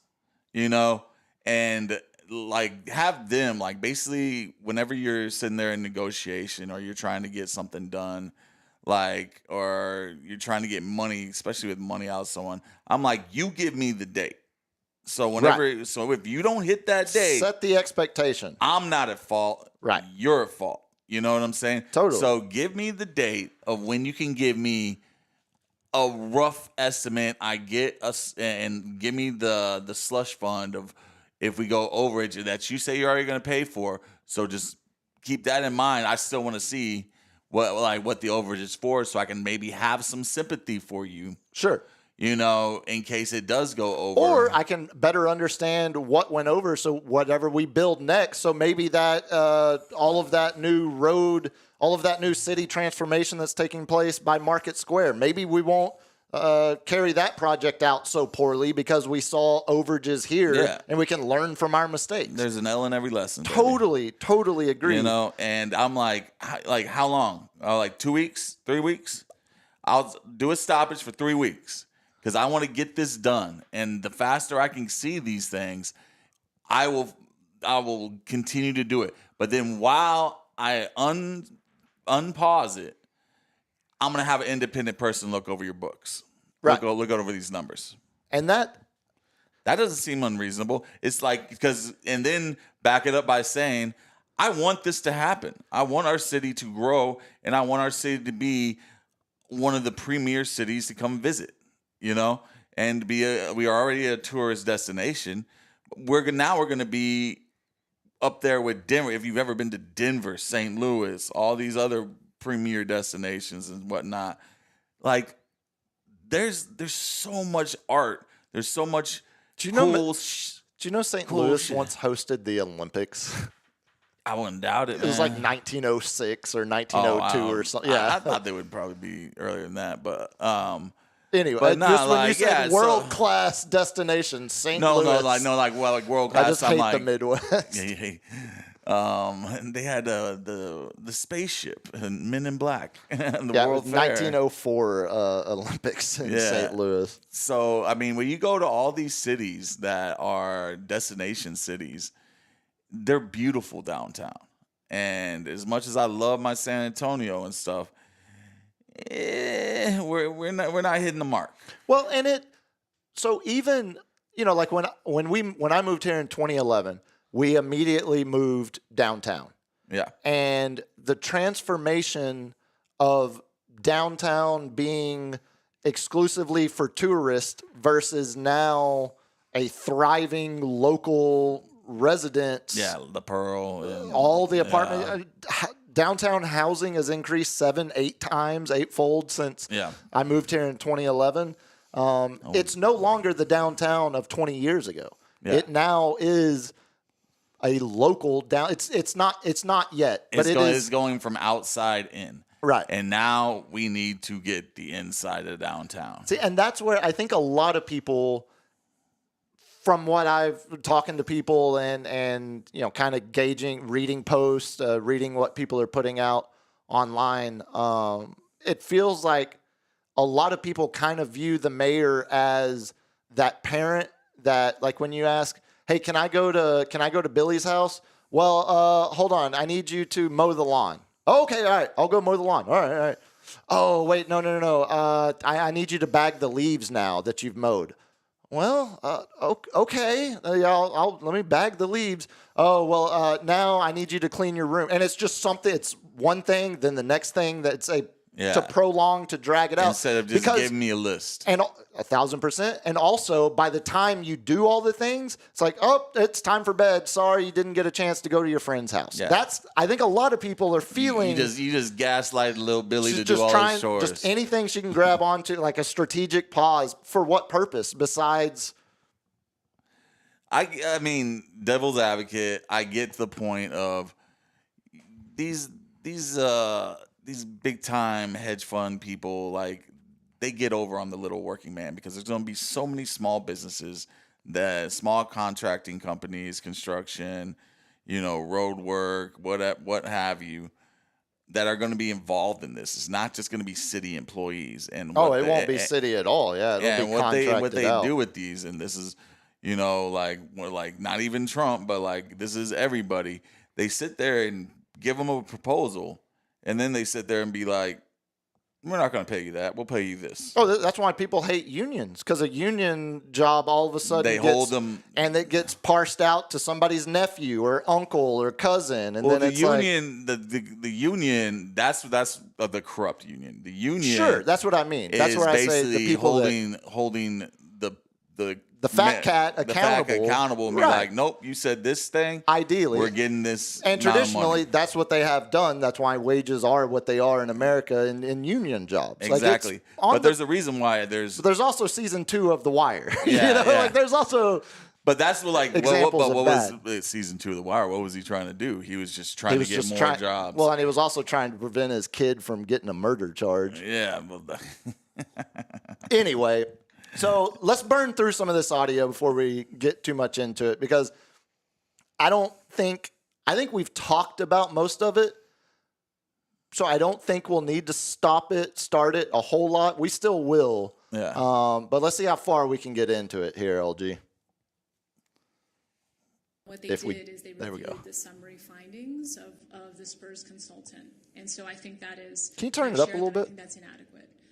Because what they did is say, hey, that number, that looks about right. But as you and I both know, it's not just about the number and it looking right. We've got to make sure the methodology also makes sense. We've got to be very clear about the assumptions. Which is what you're saying. Laid out in that Philadelphia economic report. They lay out their assumptions. They lay out their methodology. They lay out how it's going to impact, the city's fund, et cetera. So that's the level of due diligence that our community also deserves. We're continuing to work with the Spurs to get some more fidelity on how are the guarantees going Philly's to be a union guaranteed. Town, though. Ideally a cost for the arena.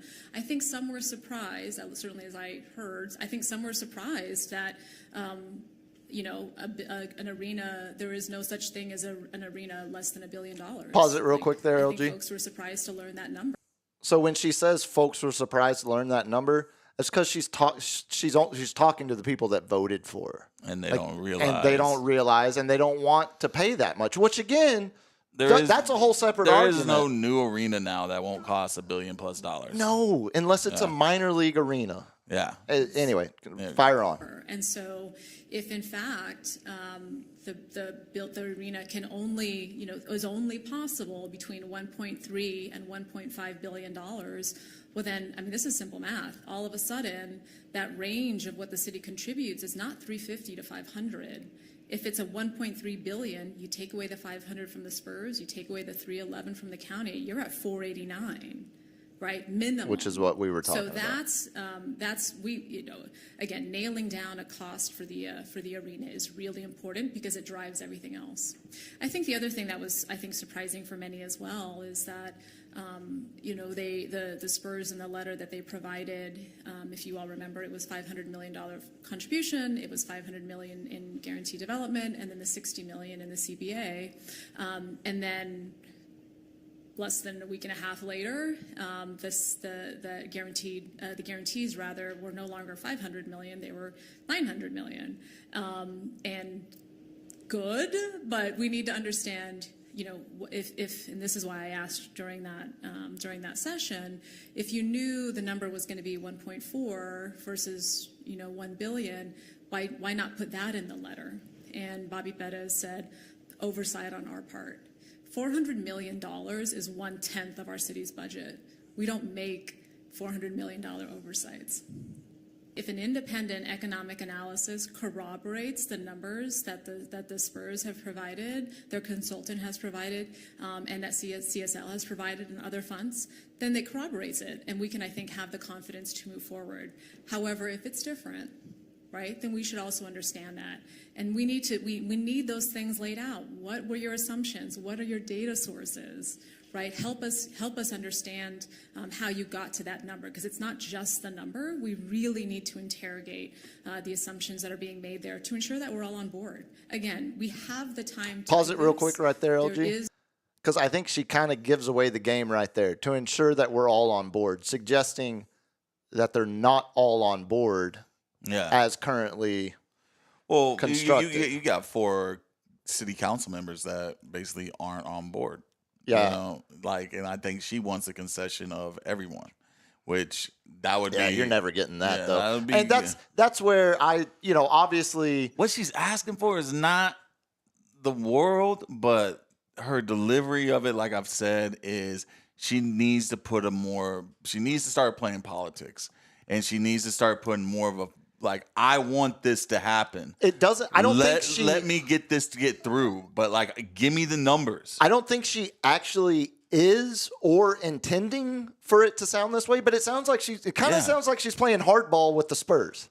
Yeah. And I think, again, I tend to agree with you. What she's asking for is not the moon. It's not the world.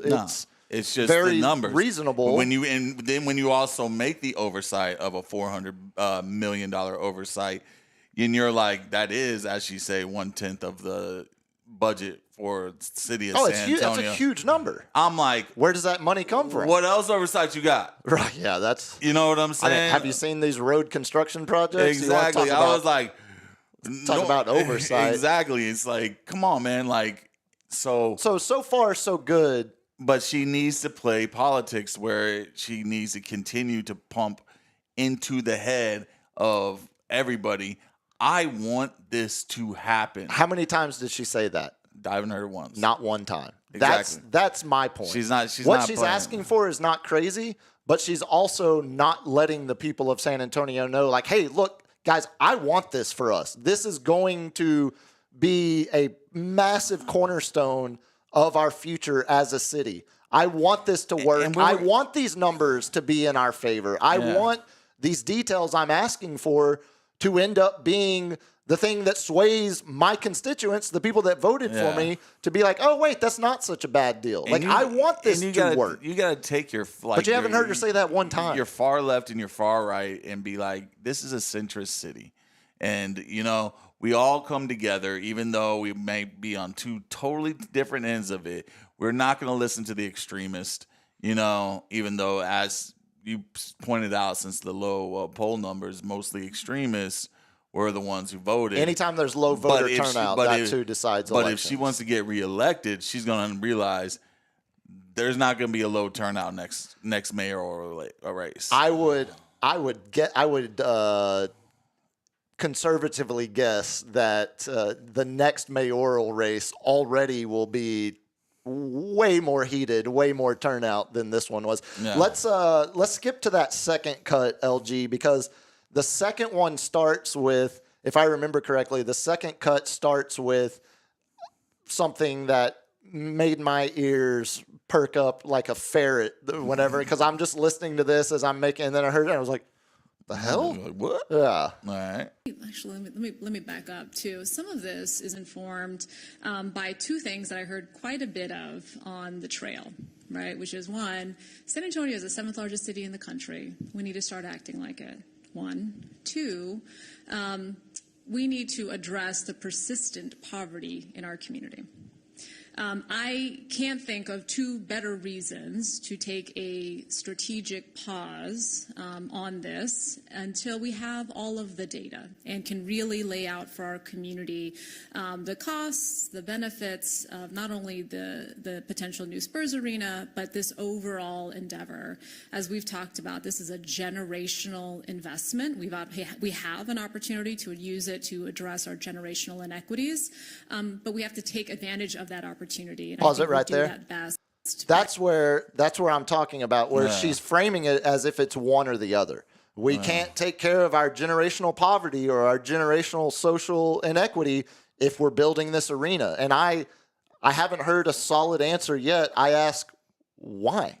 Yeah. Because these funds don't seem to be coming from the same place. They're not the And also, talking to the Spurs, what's stopping you from simultaneously coming up with solutions to said generational poverty? And why not sit there and be like, why don't, like, yes, I want to take care of the poverty and stuff, but those are like, that's not really local, you know? That's going to be governor, you know, that like we need to start thinking of state level things, because honestly, we need to have a state tax in Texas with all the people moving in, like, in my opinion, because... Yeah, but then the free agents wouldn't sign here because they're taking the... Yeah, right. It doesn't happen anyway. But like, the fact is, like... Professional athletes understand I'm paying the same amount in taxes there as I am anywhere else. Exactly, because the the property taxes. And the thing is, the billionaires, the millionaires who have these large ranches that are grandfathered in, and, you know... family, what was it? Well, they reenacted. The tax. You pass it down to your next of kin. Yeah. Give me a second. Keep going. Yeah. So basically, all those, they know how to get around them. They've already got sway. They got position in politics, and it's the middle class that really just gets raked over the coals with these taxes, with our property taxes, because we have to dispute our property taxes every year when you own a home. Like, I have to dispute it every year, or all of a sudden my house would be worth $550,000, and I'm like, it ain't worth $550,000. I'm not going to make $550,000 if I go sell it, put it on the market. You know what I'm saying? So it's like the fact that we got to jump through those hoops. Estate tax. Estate tax.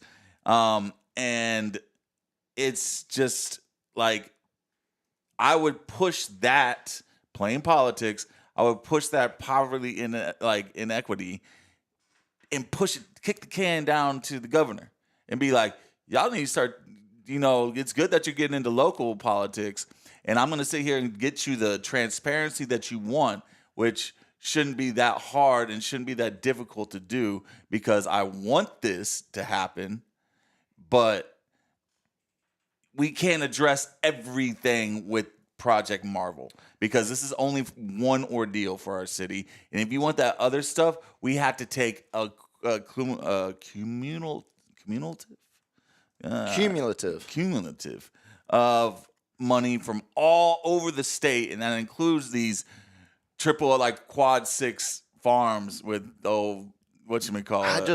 I think asking the state to take any involvement in that is like asking Robert E. Lee to stop fighting for the South. I know. It's not it's just not happening. It's not. But that's where it really, because that's where they get state grants. Sure. And the grants is what they really can sit there. Look at our local city. Speaking of the Pearl, the city wanted to put bike lanes in. They build the bike lanes. They get the money from the state. Then the state says, like, whoa, no, you can't just get rid of a lane on a state road and put a bicycle lane in. Tear that up. So then we have to tear it up. And then the state comes in and rebuild. Like, the battle between state and local, especially in Texas, Yeah. where for the most part, like hell, even Fort Worth, I think Fort Worth might have swung back red, but 2 election cycles ago they were blue. All of the major cities are blue. Are blue. The biggest major city that's red in Texas is like Lubbock, Amarillo, Tyler. Yeah, maybe Waco. Yeah, Waco. Waco's a good one. Yeah, but like, the majority of the hubs are on an island to fend for their citizens, social welfare aspects of their citizens. I wonder if we can get our mayor on our podcast. Oh, she is. I've seen multiple. I saw the sports star guys. I saw blue collar sports Dylan. She's gonna have her representatives start looking through our stuff and be like, "Nope." Yeah. No. If she was really smart, she'd go on Rogan. Yeah, that would be. If she's really get on him and his crazy ass. How much time? I think there's only about a minute or so left. Let's close out that last clip before we get to the lightning round. If we still have it. Because again, the people of San Antonio will not vote on whether or not they have a new Spurs arena. They are entrusting the city council to make sure that we do our due diligence in aspects of this. And frankly, also help them understand what it means for other things. What does this mean for the upcoming bond project, right? What does this mean in general for downtown? And how have we understood that these projects are in fact the highest and best value for the community? So, and look, the good thing is we have the time to do this. The county, is limited in their ability to call for an election like as the one that they did. They can only do that once a year. We are not limited in that same way. And I understand, the county has done their calculus and 311 is what they feel comfortable putting forward. As a reminder, they do not have a community benefits agreement. They did not negotiate one of those. So we are in a different spot because we are looking at this not only in the context of the deal for itself, how the financing for the arena, as well, though, as the other projects that are dependent on how much money, for example, may be allotted from the PFC. Okay, so that's where again, we listened to 3.5, almost 4 minutes of audio from her, and not one time was there any personal or hope attached to the project. It was all very. All right. Well, we'll know more once we get the details. These details aren't good enough, and you're not giving us hope that that a common ground will be found, or that you want it to be found. Yeah. And I think that is the most accurate criticism, because there's been a lot of criticism. She's got to start playing them politics. There's been a lot of criticism thrown her way that is entirely unnecessary, doesn't help the cause, and is purely that's what you get when you vote for a Sochi or for a commie. A Sochi. We're calling them Sochi now, like the Russian city Sochi. This is what you get when you vote for a liberal. Like, it's like, okay, but dude, do you like the Spurs? Like, you don't want, like, what does that benefit anybody? Like, I get it. It's easy points to attack her. Yeah.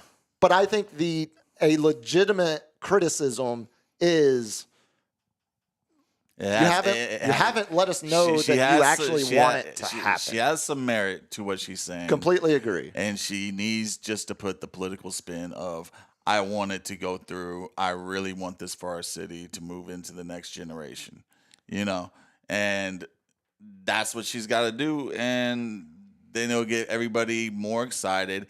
And then it might put pressure on these billionaires because they're getting what they want right now. Sure. The longer they hold out, the more leverage. This is just like the Micah Parsons thing.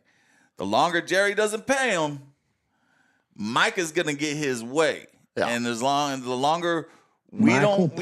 That's right. Michael Parsons. Get it right. Yeah. As long as we hold out and we don't let this stadium get built, the billionaires are going to get their way more. And this is where, like, I'm not raising the alarmist bells of like, oh, if we don't do this, the Spurs are moving, or if this doesn't get done this week, they're gone. Like none of that. And she's, again, something needs to happen this quarter. We have the time, like she's saying, the county votes in November. November 4th is when the county votes. You could probably, how long does it take to do an economic Yeah, just a break. Just a rough breakdown. We don't need. Well, she already got the rough breakdown, and that wasn't enough. That's why we're. Well, but when she got the rough breakdown, there was a $400 million discrepancy. That wasn't necessarily from the city's portion of it. That was from the portion of, from my understanding, that bumped the city's expected pay up closer to the. They were told 300 to 500. Yeah. And that bumped the city up to 489 towards that 500. So she's asking, well, that's a big variance, you know? Yeah. Again, it's nothing that's going to be decided by the end of the week, and it's nothing that has to be decided by the end of the week. She just needs to put a more positive But spin on it. I think there's a way to tamp the flames of it. Because like most things, like her wanting to make it either black or white. Well, it's either the stadium or it's affordable housing. Or the other people that say leave that to the White House crap. The not people our city. that it's either build the stadium or the Spurs go to Austin or Vegas or Vancouver. I can't agree with the Democrat or I can't agree with the Republican whatsoever. Like everything in life, we want to break it down to black and white because that's what makes it easier for us to understand. But we live in a gray society. Gray as F. And that's what San Antonio has always been about. I'm trying not to drop the F-bomb on this episode. I've done so. I've dropped like 3 Fs, which I haven't said since junior high. LG, hit me with the lightning round. Let's get out of here. Have you seen this, the John Mateer Venmo charges, the Oklahoma transfer quarterback? No. Okay, all right. I'm glad I didn't. I was hoping this one wouldn't have hit your your radar. John Mateer, kid actually from Little Elm, DFW kid, played at the same high school as Cole Beasley, not at the same time. But he was out. He's been at Washington State the last couple years. He was the biggest transfer, the biggest kid available in the portal. Signs with Oklahoma, goes to OU. Well, of course. It might or might not have been someone on a UT message board that found. It turns out John Mateer's Venmo charges are all public. Oh. And he had a charge that was labeled just sports gambling, and it was paid to a teammate. Don't do it. From Washington. But it's again like, do you know how many times like when I send somebody last week, when I paid a buddy for lunch that we had, I replied with I said something like WNBA game attire, and it was a picture of an eggplant. It was like stupid. Like the whole point of a Venmo caption when it's public is to make it funny. Yeah, I don't ever make them public. No, God, no. Don't be looking in my pocket. See, but hey, someone's digging through his. It's a whole lot of nothing. OU said they'll investigate, but I think clearly, I think it's he a joke did it among like teammates. Yeah. All right, hit me, LG. All right, I got another side-by-side career stats. Oh, you like these? I do love the numbers. So we got Terrell Owens and one of the arguably the greatest prospect in the world, in wide receiver, Randy Moss. Oh, okay. All right. So career games played, 218, 219, advantage Terrell Owens. Okay, but that at least gives us pretty much even ground to compare the rest of the stats. This is a great one. Receiving touchdowns. Let me guess who has more. T.O. No. Okay. All right. You can that was overtaken because Tom Brady was just feeding them the ball. the record-breaking year. But it's close. 156, 153, advantage Moss. Oh, that's really close. Yeah. That's one game with Brady versus one game with Romo. Yeah, receiving yards. Or Donovan McNabb. You got to guess who's the advantage? That's got to be T.O. Total yards, yeah. It's 15,292 for Moss, and then 15,934 for T.O. Wow, still strikingly similar, though. Yeah. And career receptions. Who you got? I bet T.O. again. Just number. T.O., and he's got him by almost 100. I bet a lot, because Randy was big play. Yeah, 982 versus 1,078. So Put some spec on some T.O.'s name. Look, I don't think That's my quarterback. That's my quarterback. T.O. broke his leg and played in the Super Bowl less than a month later. T.O. was going to be badass. the MVP. He was going to be the MVP if Donovan Matt didn't sit there and run the slowest 2-minute drill I've ever seen in my life. Also, you remember that time that T.O. did sit-ups in his front yard while his agent Drew what was it? Yeah, Drew Rosenhaus. Yeah, that's how he got his big break. Yeah, T.O. made Drew Rosenhaus. I did love me some T.O. dumping the popcorn in the helmet. Hit me, LG. On this day in 1997, the debut of a little show called South Park. Oh, no new episode tonight. Taking another week off. They'll be back. Oh my god! They'll be back next week. I remember. I mean, y'all obviously you two. I'm gonna tell you, Dean Kane's gonna be in that episode. you two Ace kids might not have a similar memory of South Park premiering in '97. I was 11 years old, and at summer church camp, they showed us clips from the first season of South Park to show us how bad it was, how from the devil it was. It was like one of them was a dog fight. I remember it vividly. And I remember walking out of that room and telling all my friends, you got to watch That's the first time I've ever seen South Park. We've got to get our hands on this. We've got to see more. And I know this was a big topic for LG's house that he had just the other day where they didn't show it on... whatchamacallit? The Paramount Plus. But you can see Kristi Noem just going in like a school shooting, taking out all the dogs at a pet store. Look, buddy, it's always funny until the bear eats your face. You know, like it's like the grizzly bear, man. Like, hey, I thought South Park was funny. All right, hit me, LG. All right. Supposedly, allegedly, because I haven't fact-checked this. Oh, great. Angel Reese was reportedly enraged after 2K refused her request to set her rating at 99 overall. Oh, okay. You're getting ball sacked. Yeah, I'm getting ball sacked. What is her? Wait. I forget they're in 2K now. At first, I was thinking there's a WNBA game now. Not by itself. Yeah. Do we know? Oh, she's a 90 overall with a defensive anchor build. I bet her rebounding is a 99. Hit me, LG. Man, we're not going to spend a lot of time. This whole San Antonio aquarium octopus attack. Yeah. First of all, why do we have a poisonous octopus?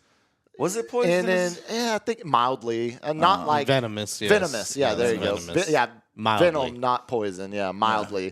Why do we have that in the petting portion of the aquarium? Second of all, why do we even have that aquarium? It's such a rinky-dink operation. Have you ever seen And hold on. Thirdly, why PETA? What the hell are you doing? They had 3 protesters out there yesterday, and the aquarium turned the sprinklers on them and called Leon Valley Police. And we're like, get these people out of here. And for once, I will defend the Leon Valley Police, the worst police department in our entire Fairburg. Yeah. They told the aquarium, they was like, dude, they're on the sidewalk. Like, this is, believe it or not, this is still America. Like, they're free to do that. We are a protesting nation. Dude. They're free to talk about how crappy your operation is. And fourth, it's the same owners as the Austin Aquarium, which is just as equally crappy and just as equally controversial. It's so funny to me. And they also own the snake farm. No, they don't. No, they don't. Dump that. Don't besmirch my good friends at the snake farm. It's so funny to me. Which is a prostitute house. Every time used to be. Now you got to know the password. You got. Do you have change for a 20? Allegedly. No, it's so funny. Every time I drive home on 37 281, there's the giant Texas State Aquarium billboard. Yeah. And I just think, like, you are so much better off driving to Corpus than you are driving to Leon Valley. You get such a which I love. I mean, I'm a sucker for reptile houses, aquariums, anything like that. Not me. And that's that one's pretty depressing. You got anything else before we close out? Yeah, I got one more. Hit me, LG. We got what was it? Raider Nation. What was it? Got Johnny Damon at Old Timers Day. Throw that up there for him, LG. Throw that up there just to shoot his wheels off. Look at your boy Johnny Damon. Look at how puffed up he is. Oh boy, he never won one with us. He's a Red Sox. The pinstripes don't look as good on old Damon. That's who's my big pitcher. That one that threw the no hitter. Oh, David Wells. Wells, man, that's when he started hitting the wings. Did Mariano Rivera really blow his Achilles? He really did during the Hall of Fame game. I heard someone say that during Old Timers Day. Nevada Supreme Court has ruled in favor of John Gruden. Oh yeah, with his appeal against NFL. This means Gruden will now will get discovery in his day in court, alleging that Commissioner Robert Goodell and the NFL improperly leaked his emails, leading to the fires of him. I mean, of course they did. Of course they did. And also, I cannot wait for that discovery. It's going to be potentially. I think the NFL will do everything they can now. I don't know. I haven't been following the case at this point close enough to know if they can settle, if they can pay Gruden enough, or if he's on a full-blown vendetta where no paycheck, no price would convince him to settle the lawsuit against him or anything. But because he probably knows, through the rumor mill, he probably knows how much Kaepernick got. That's what I've heard. Also, I think what was it, like a $500 million, right? Let's hope this discovery comes out, because I think those are some of the things we might hear. It sounds like the case probably is going to end up in front of the actual Supreme U.S. Court. Supreme Court. Yeah, so we'll see what that those won't be a cluster knuckleheads. F. I don't know, man. I will say this: the most surprising Supreme Court oral arguments I've heard over the last 10 years, sports related, because it was none other than Brett Kavanaugh who told the NCAA's lawyer, okay, explain this to me. These athletes are over the age of 18, so they are adult Americans, correct? Yes. Okay. Mm-hmm. And you're saying they make millions of dollars for the organizations they play for. Yes. Yep. And they have work requirements that require them to be at the office, at the facility at certain times. A regimen. And obligations. Right. Okay. So what you're describing is a job. And what you're describing by not paying them is equivalent to slavery. And that was that, or no, he called it indentured servitude, I think is what he said instead of slavery. I don't think he said I think he said indentured servitude, because it was unpaid. I like to drink beer. Unpaid work. You're working, you're making them work for free. So, and it also takes a toll on your body. Sometimes the Supreme Court can surprise you. Scalia used to always have some surprising rulings as well. I miss old Scalia. Hit me, LG. Let's get out of here on this. So one more time, tell the good people how they can sign up for the Fantasy Football League. You can hit me on my email, thecapitan210@gmail.com. Do you have your DMs open? Oh, yeah, I see you can take requests. Have you checked request? Okay, because there were a couple. I apologize, Greg. There were a couple that sat in my request box because I don't use social enough, and I hadn't checked at all. So the Capitan210@gmail.com, TheCapitan210@gmail.com. Or you can hit me on Instagram at TheCaptainShare210. Hit me in the DM. If it doesn't look like spam, I will open it. Yeah. And if you forget, you can also send it to thebiggestpuma@gmail.com. I promise I will pass it along to Cap. So I mentioned... You've got mail. Oh, man. Read that note right above. What does that say about AOL? Goodbye. Ending dial-up internet service. It had to get cut. We didn't have time. How did LG know to play that? Look at this. Sometimes the synergy is real between these two rooms. Did you read the rundown? Oh, yeah, I guess. I don't think he did. Hell no. No, I was about to say. I don't think he did. I just thought, I was like, oh, yeah, it's because I sent it to y'all. And neither one of y'all are looking at this shit. God dang it. I'm not. So I brought up the fantasy football, obviously, to let people know where to sign up. But this clip came to mind. We played this back in a past life, but very few things tickle me more than when OJ was just doing random Twitter videos every day from the country club or the Twitter golf. world. That's how we got that drop. Hey, Twitter world, OJ here. And then he would just complain about something for like 60 to 90 seconds, and then he'd sign off and be like, okay, Rest in gotta peace. go. Rest in peace, King. Well, okay.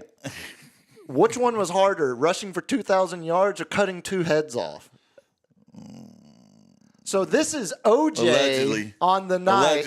Allegedly. 2,000 yards, allegedly. We don't have footage. No, of course we do. This is OJ at his fantasy football draft one year. Have you ever seen this before? No. Oh, I love it. All right. He has possibly the most unfortunate draft pick in fantasy football history. Hit it.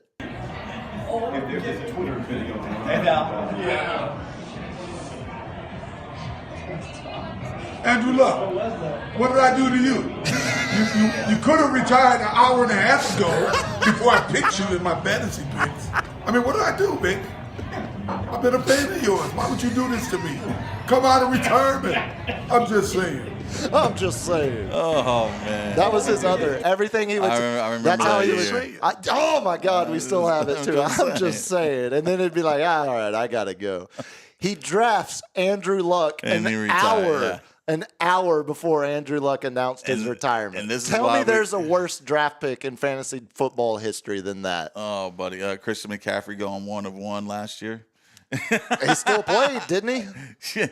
10 games later, dude. That's 10 more than Andrew Luck You're not played making- that year. Trust me. You ask everybody, they were pissed. You know, because they put him on. They didn't put him on the 8-day. They didn't tell him he's going to be gone for 8-9 weeks.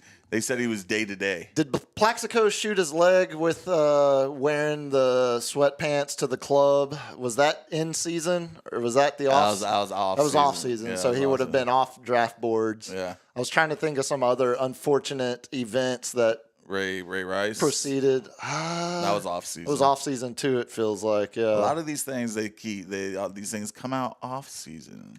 It's funny how that works. Well, Funny how that works. I mean, it's like the old Neil Brennan, the guy who co-created Chappelle's Show with Chappelle. He had a great stand-up where he was talking about, like, look, we really need to cut football players some slack. What we ask them to do 9 months of the year is insane. So they're doing this. They're doing football.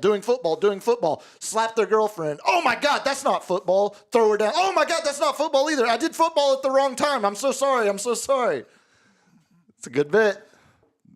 Yeah, it's a good bit. That's where you get squeamish. That's where I draw the line. I'm like, That's where you draw the line. cut. Oh man, LG, get us out of here. We have found Cap's turning as red as that shirt. Oh, That's man. where we draw the line. I just didn't think it was that funny. I'm just saying. I'm just saying. It's time for us to go. So hit me up on X if you want to get a hold of the program at Biggest Puma. On Instagram, biggest.puma. Give it to him one more time, Cap. The Captain's Chair 210 at on Instagram, and then the Capitan 210 at gmail.com. LG, when's the next stream?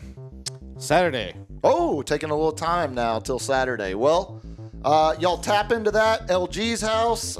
Tap in. We'll see if we get a Who Won the Internet. It's all on the roommate. Don't hold your breath. I put it all on her. But anyway, until we talk again, y'all be good. Peace. Peace. Rangers are cooked.